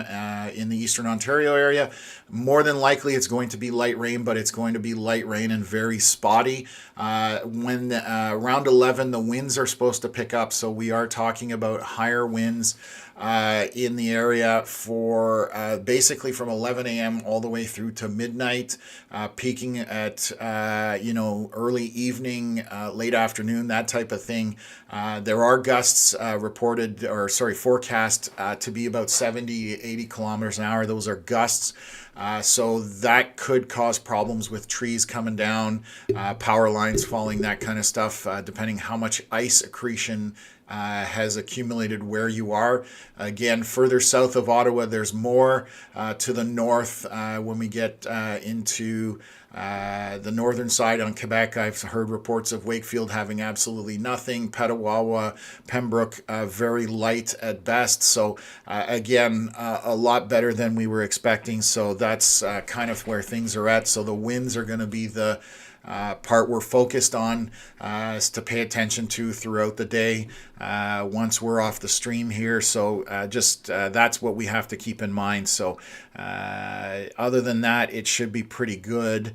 And again, temperature is dropping. So Canadian Country Girl just tuning in. Same thing. So just tuning in. What can we expect for the remainder of the storm for Renfrew, Pembroke area as we progress through the today? So I think I've answered that. Again, very light precipitation, if anything. And as the cold front comes through, those winds are going to be the big thing that we're dealing with. Mrs. Green Acres, good morning. Trying to time our departure heading from Cumberland to Niagara. Hubby is worried about an outage here. So right now, again, we did look at the outages, and I'll bring those up on the screen for you just to refresh everybody's memory. The outages are mostly to the west of Caledar, slightly some of them north of Kingston, but all down to the west of us is where the power outages are happening. I'll move the map. And they're quite isolated, smaller ones, not seeing any major areas throughout. But if that's where you're headed, as you get down towards the 416, 401, that's where the temperatures right now currently are around the freezing mark, 0 degrees. Kingston was at 4 and Toronto was at 5. So in the positives, but again, that will shift throughout the day as those winds move in and temperatures drop. Nothing crazy in terms of your commute. I think you should be fine going that way. And again, it's hard to predict what's going to happen with outages on those winds, but I suspect there will be more when those winds do pick up, but not as bad as we were predicting. What else have we got here? Is it safe to go from Barry's Bay to Gatineau? It's definitely safe. Just drive carefully. Some of the back roads are going to be worse than the main arteries. Your major highways, they are, even some of those highways are still showing ice buildup in terms of slush in the lanes, but nothing you can't handle if you've got decent tires on the car. It's definitely nothing too crazy, safe to go, that kind of thing. So that'll be my response to that. Lanark County Scanner, Rick coming in, vehicle in the ditch, Kempville area at the 4322 roundabout, slick roads reported. So thank you for that. I don't have a camera, unfortunately. That's literally in my backyard. I'm just looking here to see at the roundabout. So anybody in Kempville, the 43 and 22 intersection that's on the opposite side of the 416, so to the east of the 416 on 43, the one roundabout that's out that way. So that's what that sounds like. So areas where there's anybody who's turning or going on ramps, off ramps, that seems to be the slickest area. So definitely something to pay attention to. It's still not perfect. Just drive according to conditions is all I can say. Veronica saying just watched our dog skate across the yard. Yeah, definitely. It is slick out there if you're walking on sidewalks, that kind of stuff. So, yeah, I'm sure that was pretty funny to watch. What else is here? Grant City, thanks for being live this morning. Cheers from Montreal, Terrebonne, which is just north of Montreal. Again, you can see right on the radar here that light precipitation in the Montreal area, and you're almost at the end of it. Ottawa pretty much is out of it. Again, there will be some precipitation throughout the day, but it will be spotty at best. And then it's just those bigger winds later on. So C. Wiggles commenting, made it to work safely, not too bad. Awesome to hear. Glad the travel is better than expected. Islander coming in from Vancouver, British Columbia. I suspect your weather's far different than ours out there, so thank you very much for tuning in. Awesome to see you on the chat. We've had people from Australia here this morning, even on the stream last night, so it's always good to see some national flavor and international flavor to the chat. So thank you everybody for tuning in and joining us here on the stream. Excalibur, seeing a ton of snow in the near future for the North Bay Sudbury area forecast. Do we think this will make things more treacherous? So I will look. I actually looked at some radar and some stuff for north of Ottawa. So I'll take a look at what's going on right now. I don't think, again, I think the whole system is underperforming, and I'm going to look here at the radar up that way. There is significant snow coming off the lakes, again, because the lakes are not frozen. Whenever you get winds traveling across the lakes, or any big open body of water, you're going to get lake effect snow, and we can clearly see that happening here on the radar. So I'm going to get that to load here, and you'll see the spinning action, and that's part of that low as it's moving through. So you can see that the system is picking up moisture off the lake and then dumping it on land essentially. I know they were talking about significant amounts of snow up towards Timmins, Iroquois Falls, that kind of stuff. Again, I think it's going to underperform. Sudbury, North Bay will get, it looks like, some reasonable amount of snow today. I can't give you an exact amount of what's forecast because I didn't do an exact forecast for that area. But snow is definitely happening up that way. As you can see, this is I'm going to stop the radar here. This is at 7:59 a.m. 4 minutes ago, you can see significant snow along that Highway 17 corridor heading towards Espanola off to Sault Ste. Marie, and then coming in shortly into North Bay. So, again, going to see some precipitation up north, more than you will down here in eastern Ontario. So I hope that answers your question in regards to that. I don't think it's going to be more treacherous. It's just going to be, you're going to have to deal with snow more than freezing rain, which is a better scenario per se. What else? Helen, good morning, everyone from Brockville. Anything I should know? Helen, thanks for tuning in. Again, most of the precipitation is done for the day. Brockville will see some rain, but spotty and light at best throughout the day. The winds are going to pick up late morning, and those are going to be the part we need to focus on. If you're traveling in the area, they're talking wind gusts 70 to 80 kilometers an hour. So those are going to pick up around 11 and continue throughout the day, peaking early evening, late afternoon, and then going till about midnight and then subsiding overnight is kind of what we're talking about. So what else have we got here? Rick, Lanark County Scanner coming in. OPP just had calls of a vehicle in the ditch south of 43. Told driver vehicles will not be towed at this point in time. No towing or winching at present conditions. So thank you for reporting that. That's south, the ditch south of 43. So that's going to be, I can't, I'm trying to see if I can find it on Google Maps if there's anything showing, but there isn't. So, but thank you for that update, Rick. Appreciate it. You're saying on the 416 as a subsequent comment. So that's going to be just south of the interchange with the 416 and 43. We do not have any cameras that way, so I can't look at that, but that's an update from Rick. Anthony saying lots of water pooling on top of the snow. Yes, and that will, once that colder temp comes in, that's going to freeze and just add to that thicker layer on top. So that's what you can expect later on today as those temperatures do drop down. Let's take a look here. Hi, good morning from Ottawa. Doesn't seem too bad so far. Yeah, it is definitely much better than expected in terms of commute and driving around the region. The precipitation, for the most part, has moved out at this point. On the left, you can kind of see the radar.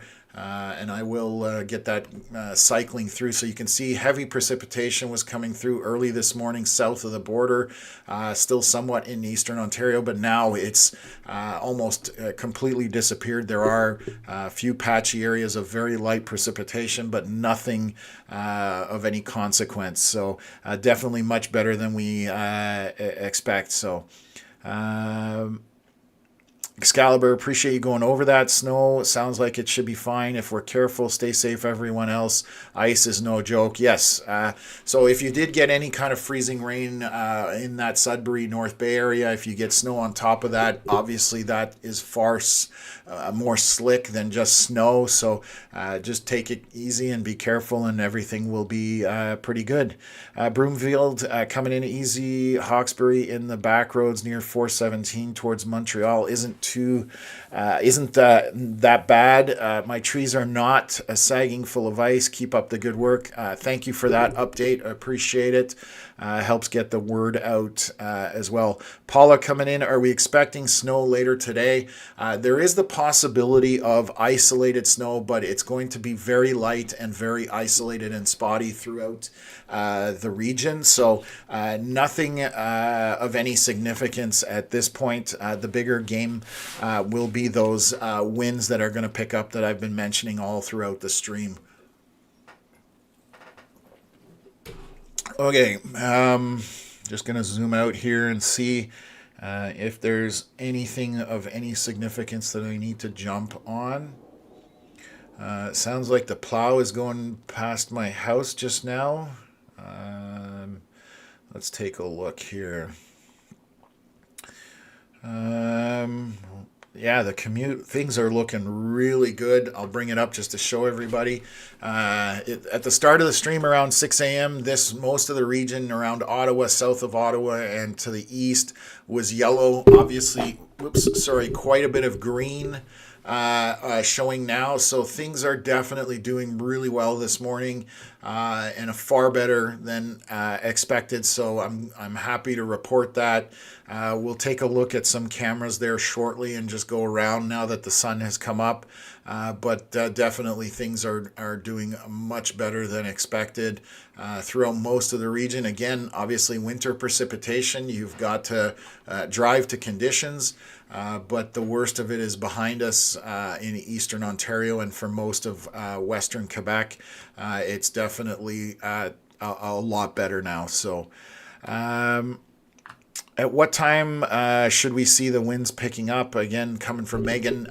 Again, I'm using Ottawa as a reference, but about around 11 a.m. is what they're saying, and they're coming from the west. So if you're more towards Peterborough, Kingston, that kind of stuff, it'll be earlier than that, but late morning essentially is what we're talking about, where things will pick up and become a lot windier throughout the entire day, essentially peaking, early evening, late afternoon. Is the time frame that we're looking at this point, and then all the way through to midnight, and then calming down overnight somewhat. So that's what's expected for the region today. Let's go look at some traffic cameras. So I'll bring this up. We'll work our way through the area. and we'll go from there. And again, you have any questions, let me know and we'll cover it. So this is up by Petawawa. Looking at this, it looks fairly clear up there. They got a lot less precipitation in terms of ice accretion. This is by the Petawawa River Bridge. You can see that there is some slush and ice buildup in the lanes, but nothing crazy. So just drive accordingly. You can see that there is basically no traffic. There's one car we see in those 3 frames on the road. So again, very light traffic throughout the entire region. Look at Renfrew here.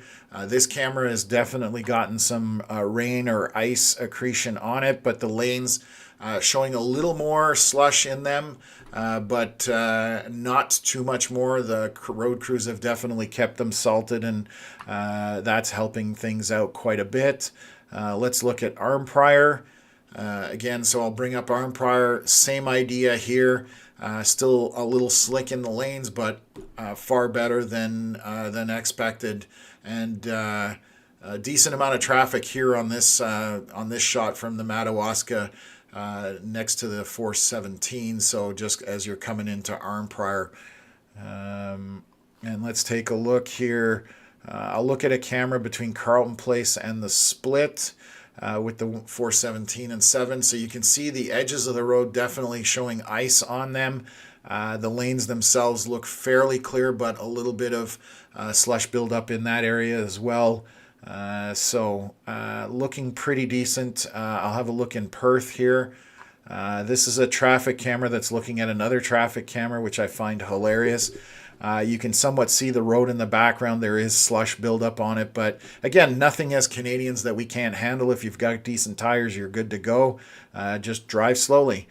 Let's take a look here. I'll take a little look down Highway 7. We'll go into Arden. Take a look at that.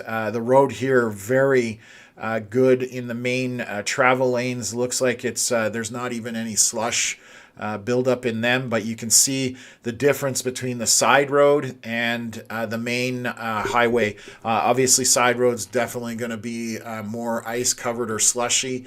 The main road here, in particular on Highway 7, looks very clear, so that's fantastic news. I'll take a look down in the Kingston area. And this just looks like wet at this point, rain, just because of those positive temperatures. Again, it doesn't look like it's very slippery, just wet in that area. We'll come back here to Mallory Town and east of Rockport. Good surface available here. Doesn't look like there's a whole lot of slush or anything in the travel lanes there either. We'll come up to, let's see what Brockville looks like. See if we can get a good look at Brockville. It looks like a little bit of slush. The off-ramp definitely more slick than the main part of the 401 here. So again, just drive according to conditions and you should be fine. There is obviously some ice accretion on this camera that is facing west. Light traffic on the 401 for the most part as well. This is the cameras at Johnstown at the 401-416 interchange. Can't see the road surface on the off-ramp there, but the 401 definitely looks clear for the most part. So good travel there, and one of the cameras is out there. Heading to, let's take a look near Morrisburg. A little more ice covered. The off ramps and on ramps look like they've got a lot more slush and ice cover there. The main lanes do look like they have a bit of slush in them, but again, nothing too crazy. Let's look at near Cornwall. This camera here showing a bit of an ice accretion there. Main travel lanes do look pretty decent here. Very little ice by the looks or slush, but there is still some evident on the cameras. So as we move, this is was in the precipitation at the latest, I guess, in terms of, we'll take a look here at the Quebec-Ontario border. A lot more ice accretion here as that precipitation moved out later this morning in that area, but you can definitely see the icicles here. So, mixed. The road or the travel lanes themselves are fairly clear. Sides are slushy and icy. And the on-ramps, again, common theme here, definitely more slick than the travel lanes themselves. Let's take a look along the river here. We'll take a look at the 17 and 417 interchange here. Definitely showing more ice and slush buildup here. This camera obviously iced over, and same with that one, so can't really give you an idea, but definitely slippery conditions in that area. Gonna move back here to Castleman. Have a look at that one. Again, does look like the right lane is better than the left lane. You can definitely see on the left side or the left lane there's far more slush and ice buildup there, but the right lane is clear. Very little traffic out there as well to report. So it looks like people are heeding the warnings, and which is phenomenal. And that's keeping everybody off the road, which is making my job easier, a lot less to worry about. So yeah, that's kind of where we're at. Hopefully the power outages don't affect people as well. So I'll jump back here quickly in the chat to answer any questions. Just tuning in. Craig, it looks like good morning. Just tuning in now. Did we get less rain than the expected 20 to 30 millimeters of freezing rain? Yes, absolutely. I measured here in Kemptville. It looks like south of Ottawa, more of the freezing rain, and to the west towards Peterborough, Barrie, that's kind of where we're seeing the more accumulation in terms of freezing rain. I had about 7 to 8 millimeters here in Kemptville. As you get closer to Ottawa, that drops down to maybe 4, and then even north and northwest of there, you're down to 1 or 2 millimeters or nothing at all. So definitely underperforming, which is fantastic, like I've been saying all morning. Nothing wrong with that at all. So it's definitely much better than we were expecting with model runs throughout yesterday and late evening yesterday. Okay, do we have a historic reference for the type of winter winds we are expecting? Sorry if already answered. I unfortunately don't have... I'm just trying to think if there's an event that I can kind of remember.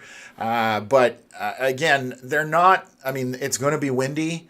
But we're not talking extreme winds. I know in 2021, December of 21 or December of 22, and I can't remember, I was down on near Picton or Point Petrie, and there were gusts of 130 coming off the lake, and that was pretty intense. But overall, no. I mean, it's not, like I said, it's not going to be terrible. The only thing that's going to make it worse is just a bit of ice buildup on the trees.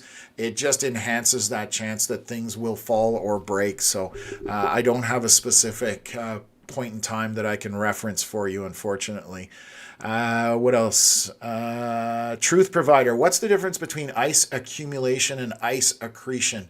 They are the same thing. Ice accretion is just a more technical term I will use.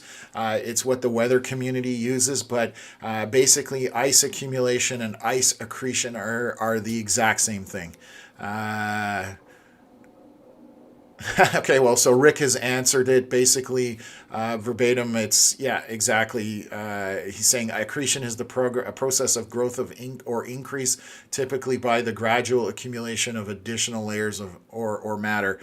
So at the end of the day, for the average person, it's the same terminology, just a little more technical. So what else? Tornado Pro, good to hear from you in Southwest Ontario.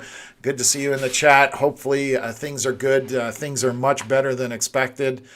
So down there, you're definitely not seeing anything. And Ottawa area fared fairly well. So things are doing pretty good. What else?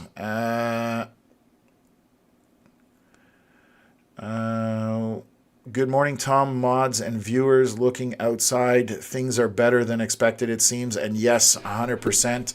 Things are far better than we were expecting. So that is awesome to report. And again, I love reporting when that kind of stuff happens. So yeah, definitely. Not one of those things that, we like reporting when it's worst case scenario. I don't enjoy that. When it's better than expected, I'm happy to do that. So give me 1 second here. I just need to do a little bit of housekeeping and then I'll be right back with you folks.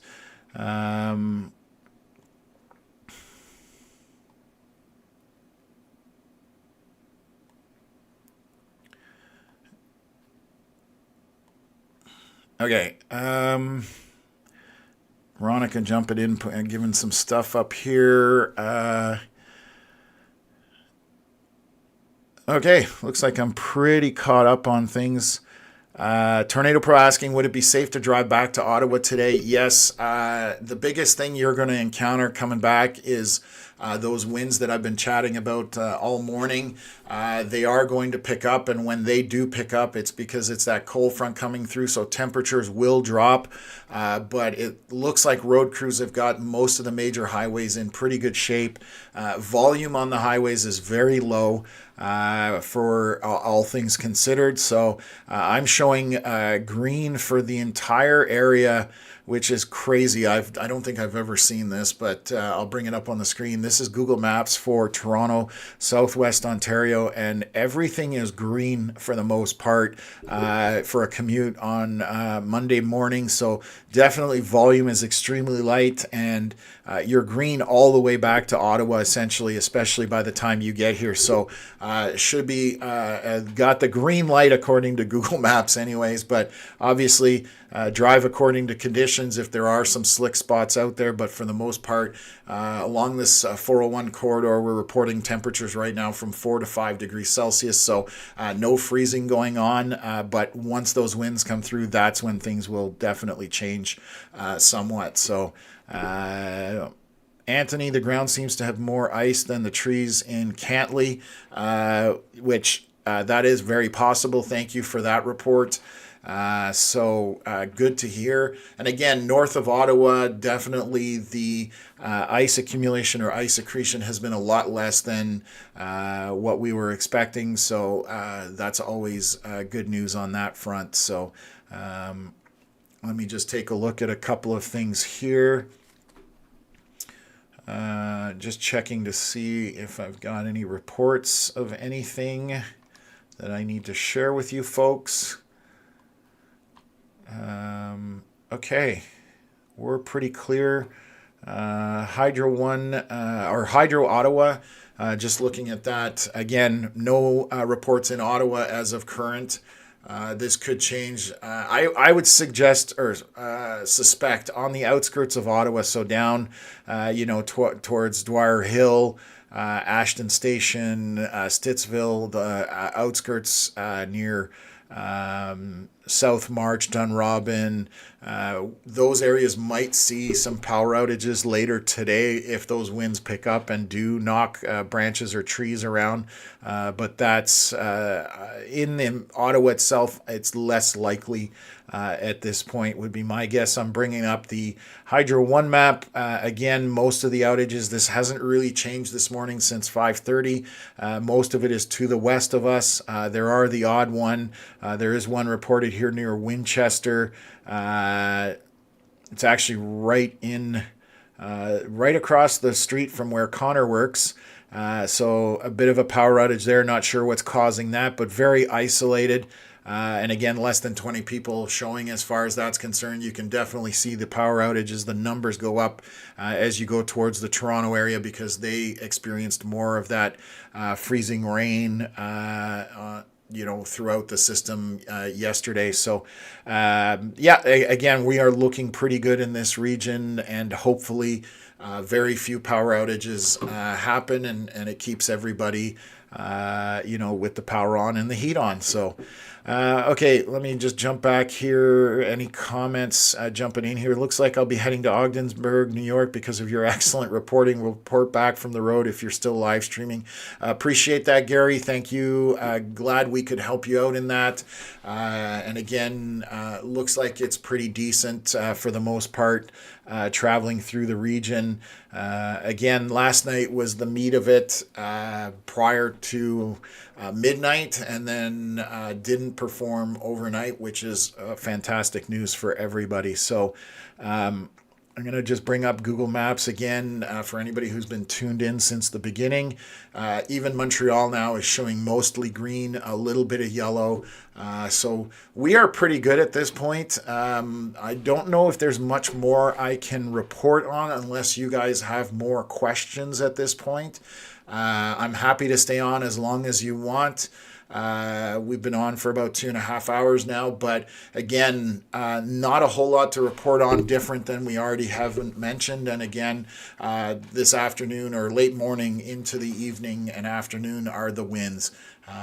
Those are what are going to be the hazard for today. Hopefully they don't cause any havoc for anybody, but those are what we're kind of focusing on in terms of, with them coming through the region, spikes up to 70 to 80 kilometer, wind gusts sustained 50 to 60. So that's kind of what we're looking at. You can see how calm it is right now. This is in Kemptville. Excuse me. Sorry, I had to grab a drink of water there.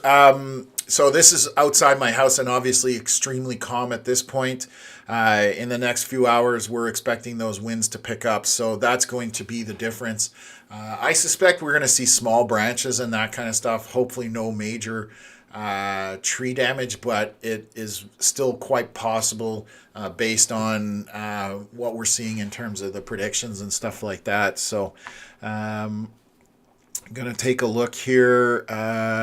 Rick coming in 416 southbound, being shut down at 43. All vehicles being detoured onto 43. Okay, yeah, I can see that. Rick, let me bring that up. Thank you for giving us that information here. So this is Google Maps, obviously Kemptville right there. You can clearly see that they're indicating a crash here, but it's south on the 416 according to Rick. This is just people on Waze reporting it that they have to get off, and then they're being detoured around 43 to get back southbound. So this is southbound on the 416. So this is the one area that has the highway closed. There is another accident reported on the other side, but I suspect that is somebody reporting it for the opposite side of the highway. I can't see there being two accidents, more than likely anyways. So that's what we're seeing in terms of the region, the one main accident that we have right now. So 416 will be closed all the way down to, where's the next on-ramp? Right here. So a couple of kilometers, maybe 3 kilometers of it closed. They'll come down and have to divert back onto the highway. So thank you for that, Rick. Appreciate you bringing our attention to that. Johnny in Montreal, not as much ice on trees as roads, so this is a good thing with winds coming. Absolutely. It's good news for everybody all around. Definitely things are significantly better than that some of the most of the models actually, I should say, were thinking. So definitely good in that regards. For everybody, including Montreal, north of Montreal. We've had a few reports there. North of Ottawa into Wakefield, we're hearing there was barely anything there. So again, very, very good stuff this morning. So Ellis Dogwalker, I'm south of Ottawa, west of Cornwall, and there is mostly rain overnight, not as much freezing rain as forecasted, seems to stop right now. So yes, most of the precipitation is done for our region. This is the loop that I was playing was about 3 hours, but if I zoom in, you can see that the precipitation is also to the south of Ottawa right now looks like rain. Freezing rain kind of sticking to the north of Ottawa and a little bit to the east. I'm going to switch over to reflectivity, and this will show us how intense that precipitation is. And as you can see, it's extremely light. So almost mist-like would be my best description. Light green and green is on the low end of the scale. Yellow, you're kind of moderate. And then if you get orange or red, you're on the higher end of the precipitation intensity. So you can see very clearly that very little precipitation in the area. There is still some here, but it's nothing, nothing of any significance at this point. So what else? Bully Bear, light mist of rain and side roads are very messy in Smith Falls. Thank you for that update. Yes, the side roads are definitely going to be the ones that you have to pay attention to. Main roads should be decent, and that's awesome. You use that light mist of rain. That's kind of what I was suspecting based on what I'm seeing on the radar screen. Johnny, always good to see you, and appreciate the feedback. We're happy to help everybody out here. Quasi questions. Don't forget to hit the like button and the thumbs up. Yes, if you're new here, definitely we'd love to have you subscribe. This is stuff we are going to do. We started 6 months ago with the severe season in Ottawa, and then we're just doing this to keep people up to date as weather events move through the region. If it's not impactful to commutes and daily life, we're not obviously going to stream about it, but anytime there's any kind of impact, it's definitely something we are going to cover for you folks, just to keep people informed, and more so let them know they don't need to worry than the opposite side of that. So what else? Perfect. Okay, so I think I'm going to slowly tail this off unless there's specific stuff that people want. Things are looking very good this morning. We've been on for about 2.5 hours here, but there's not a whole lot more I can kind of go over at this point. Travel conditions are really good throughout. The one accident at the 416 definitely is our bottleneck right now, just for that. Hopefully they get that cleared up and it's not too bad. Throughout the region, we're seeing very good commutes.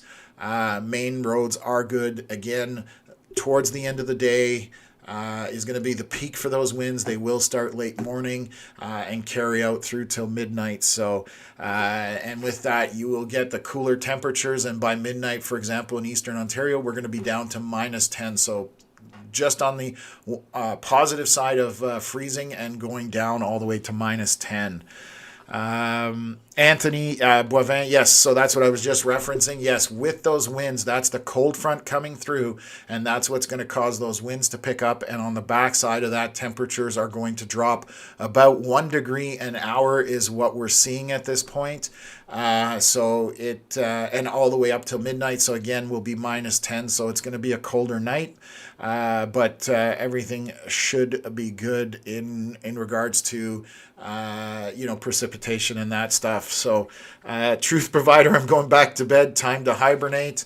Thank you for tuning in early this morning, and appreciate everybody being on the stream this morning. I probably have a nap later on just because I got a short sleeping up till 11 p.m. on the stream, but all well worth it for sure. So again, we appreciate everybody who's tuned in, who's new, joining the channel, the subscribers and all that. So we're growing this channel, and this we're going to expand it from here. So Connor and I are super appreciative of the feedback and the positivity, and that we can get this information out to you guys.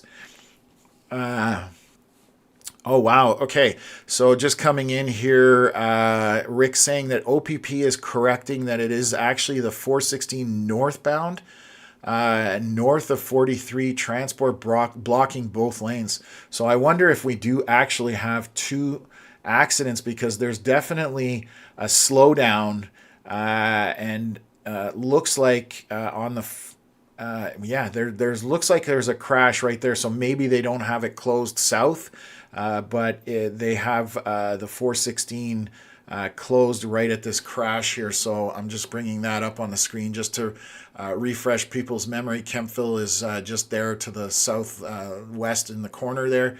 So we are having some issues here with a crash reported and slowing down things on both sides of the 416 at Kemptville. So just keep that in mind. But that's the only thing I have to really report right now. Lake time, our pleasure. Glad you were able to tune in as always. Dan B. What else? Thanks for the stream and information. Subscribe, everyone. These guys deserve the love. We're lucky to have them. Thank you. We appreciate the love as well. So again, unless somebody has any question here, I'll probably end the stream very shortly. Review a couple of things here. Again, still calm in Kemptville. Nothing major going on here. Again, 7 to 8 millimeters outside here, far better than we were expecting or we've seen in the past.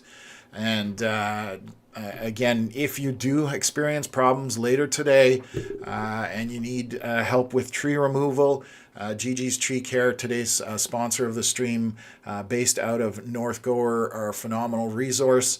And they've been fans of the stream for the last, since the beginning, basically. Again, I will quickly throw their information up before we head out. You can reach them by phone here on their website. They've got their details for the office and mobile. And then also at gigistreecare.com. So good group of guys there, Devin and team. So always good to team up with good businesses that can help out our subscribers. What else have we got here? Jennifer asking, safe to travel to London, Ontario this afternoon? Yes, it's definitely a lot better, Jennifer.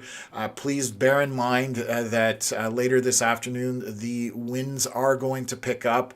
And as the cold front comes through, so the temperature is going to drop. So once it does go below freezing, right now along the 401 corridor, we were looking at temperatures of 4 degrees all the way to Toronto at about 5. So it is going to drop down and then it will get a little bit more slick as that temperature drops below freezing.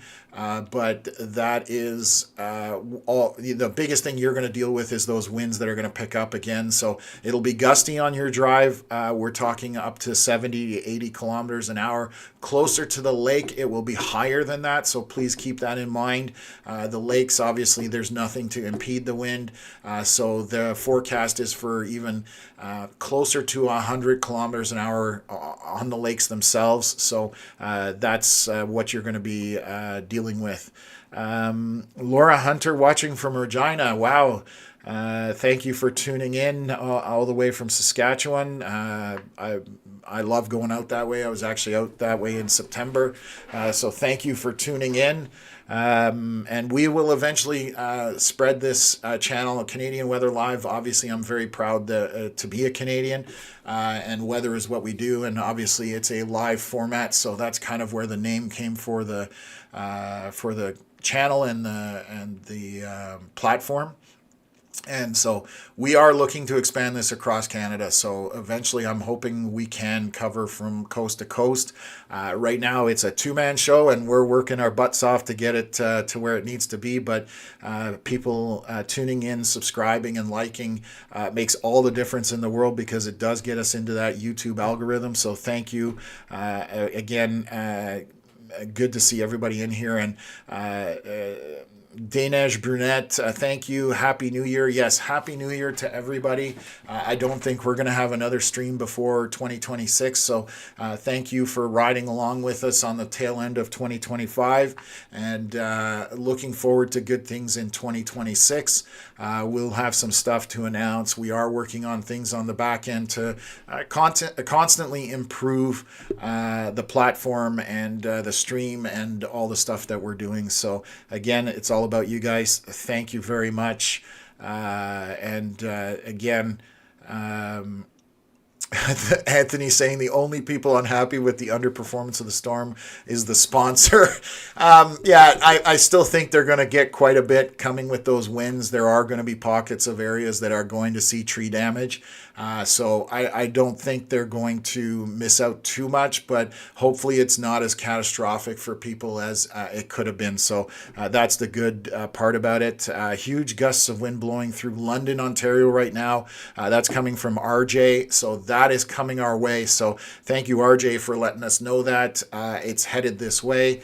Again, late morning is what we're expecting for the Eastern Ontario region throughout the day, all the way up until about midnight. So yeah, it's definitely going to change throughout the day. I hope everybody stays safe. Just zooming in here, looking at there's a couple. I'll bring up the power outage map as well. One last time, Hydro 1. There's one near Renfrew, a small one again.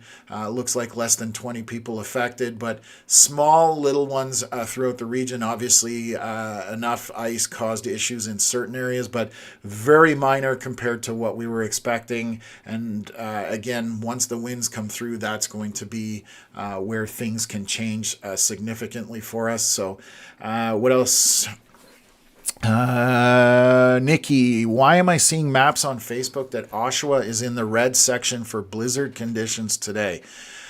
So I guess I'd have to see the map to answer 100%, but the winds are going to change. And so what I'm going to do is I'm going to try and draw it on here. But as the low moves kind of from left to right across the map, the winds are going to start coming off the lakes in this kind of general fashion, and they will curl around and go like this. So that's kind of where you can get lake effect snow happening. Oshawa is pretty far away from the lakes to the northwest, so I don't see that happening, and it may have been alerts that have not been updated so far, but there could be streamers that carry far enough that they get into Oshawa, but it will be lake effect snow. And I'm actually going to bring up a model to show you what I saw this morning. Let me just take a look here. So bear with me while I pull up the model runs here. Let's see if this one will be good enough. Precipitation, winter, and I'm just going to show you guys what we're kind of seeing here. So this is a model. Let me bring it up. This is just one model out of many that I look at, but this is what we call the HER, or the high resolution rapid refresh, meaning it updates every hour throughout the day, where other models are every 6 hours or even longer, but that's kind of what we're looking at. So if we look at precipitation, again, your blue is your snow, purple is freezing rain, red is ice pellets, and then green is rain itself. So you can see that the low is centered kind of to the top left, and it's moving across. So this is what we're expecting in terms of possible, and the light blue is light precipitation, but you're going to see those streamers coming off the lakes. And you can see the bands setting up. So if those bands do set up coming off the lakes to the northwest, they will carry snow across. It is not heavy, but you can see that they are narrow bands of snow setting in here. This goes all the way up till about midnight. This is about 11 p.m. So you can see that they're kind of sustained. If I play that loop back and forth for you folks, you can see those streamers. So some isolated snow bands look to be possible coming off the lakes, essentially being a lake effect type event, and it's lake effect enhancement. So that's why you might be seeing that for the Oshawa region at this point. So let me see why I've lost my mouse on my multiple monitors. I don't know if it just stopped working. Let me reset here. There we go. We're back. Okay, so that's to answer your question, hopefully, about the Oshawa area. I don't think it's going to be anything majorly significant for a large area, but if you happen to be in one of those snow bands, you may see periods of sustained snow for the day. What else have we got here? Environment Canada is removing freezing rain warnings in Eastern Ontario, but the Ottawa area is under the freezing rain warning coming from Tornado Pro. I don't see it sustaining for very much longer. That's probably why they're maintaining it. There is still some precipitation, but it's going to be very light and minor for the rest of the morning. Mr. Mikey, gray but beautiful morning in Barry's Bay. Thank you for that update. Power out in spots in Great County, strong winds and driving snow coming into the chat as well. So again, if you're seeing snow off the lakes, that's going to be driven, lake effect snow driven by those higher winds. So just be weather aware today. Keep in mind, if you do get an alert on your phone, kind of take it, somewhat seriously, but for the most part, we should be good. It's just those winds that are going to be the problem. And Nikki saying, yes, it did say something about lake effect, and that's exactly what's happening at this point. The lake effect is going to be the dominant factor in terms of southeast of the lakes. In the region, in the southern Ontario region around Toronto, Stratford, London, that kind of stuff. And then on the south side of Lake Ontario, Lake Erie as well, into the U.S. and east of there. Again, lake effect snow will probably be something that will impact certain areas. So again, nothing too crazy, but that's kind of what we're expecting to see today. So I appreciate everybody tuning in. Again, Happy New Year to everybody. I am going to cut the stream at this point. Thank you so much to everybody. The feedback's been amazing, and we love doing this for you guys. So again, we will see you guys on the next stream. It'll probably be in 2026. So I hope everybody has some time over the holidays to spend with family, and we'll see you guys in the new year.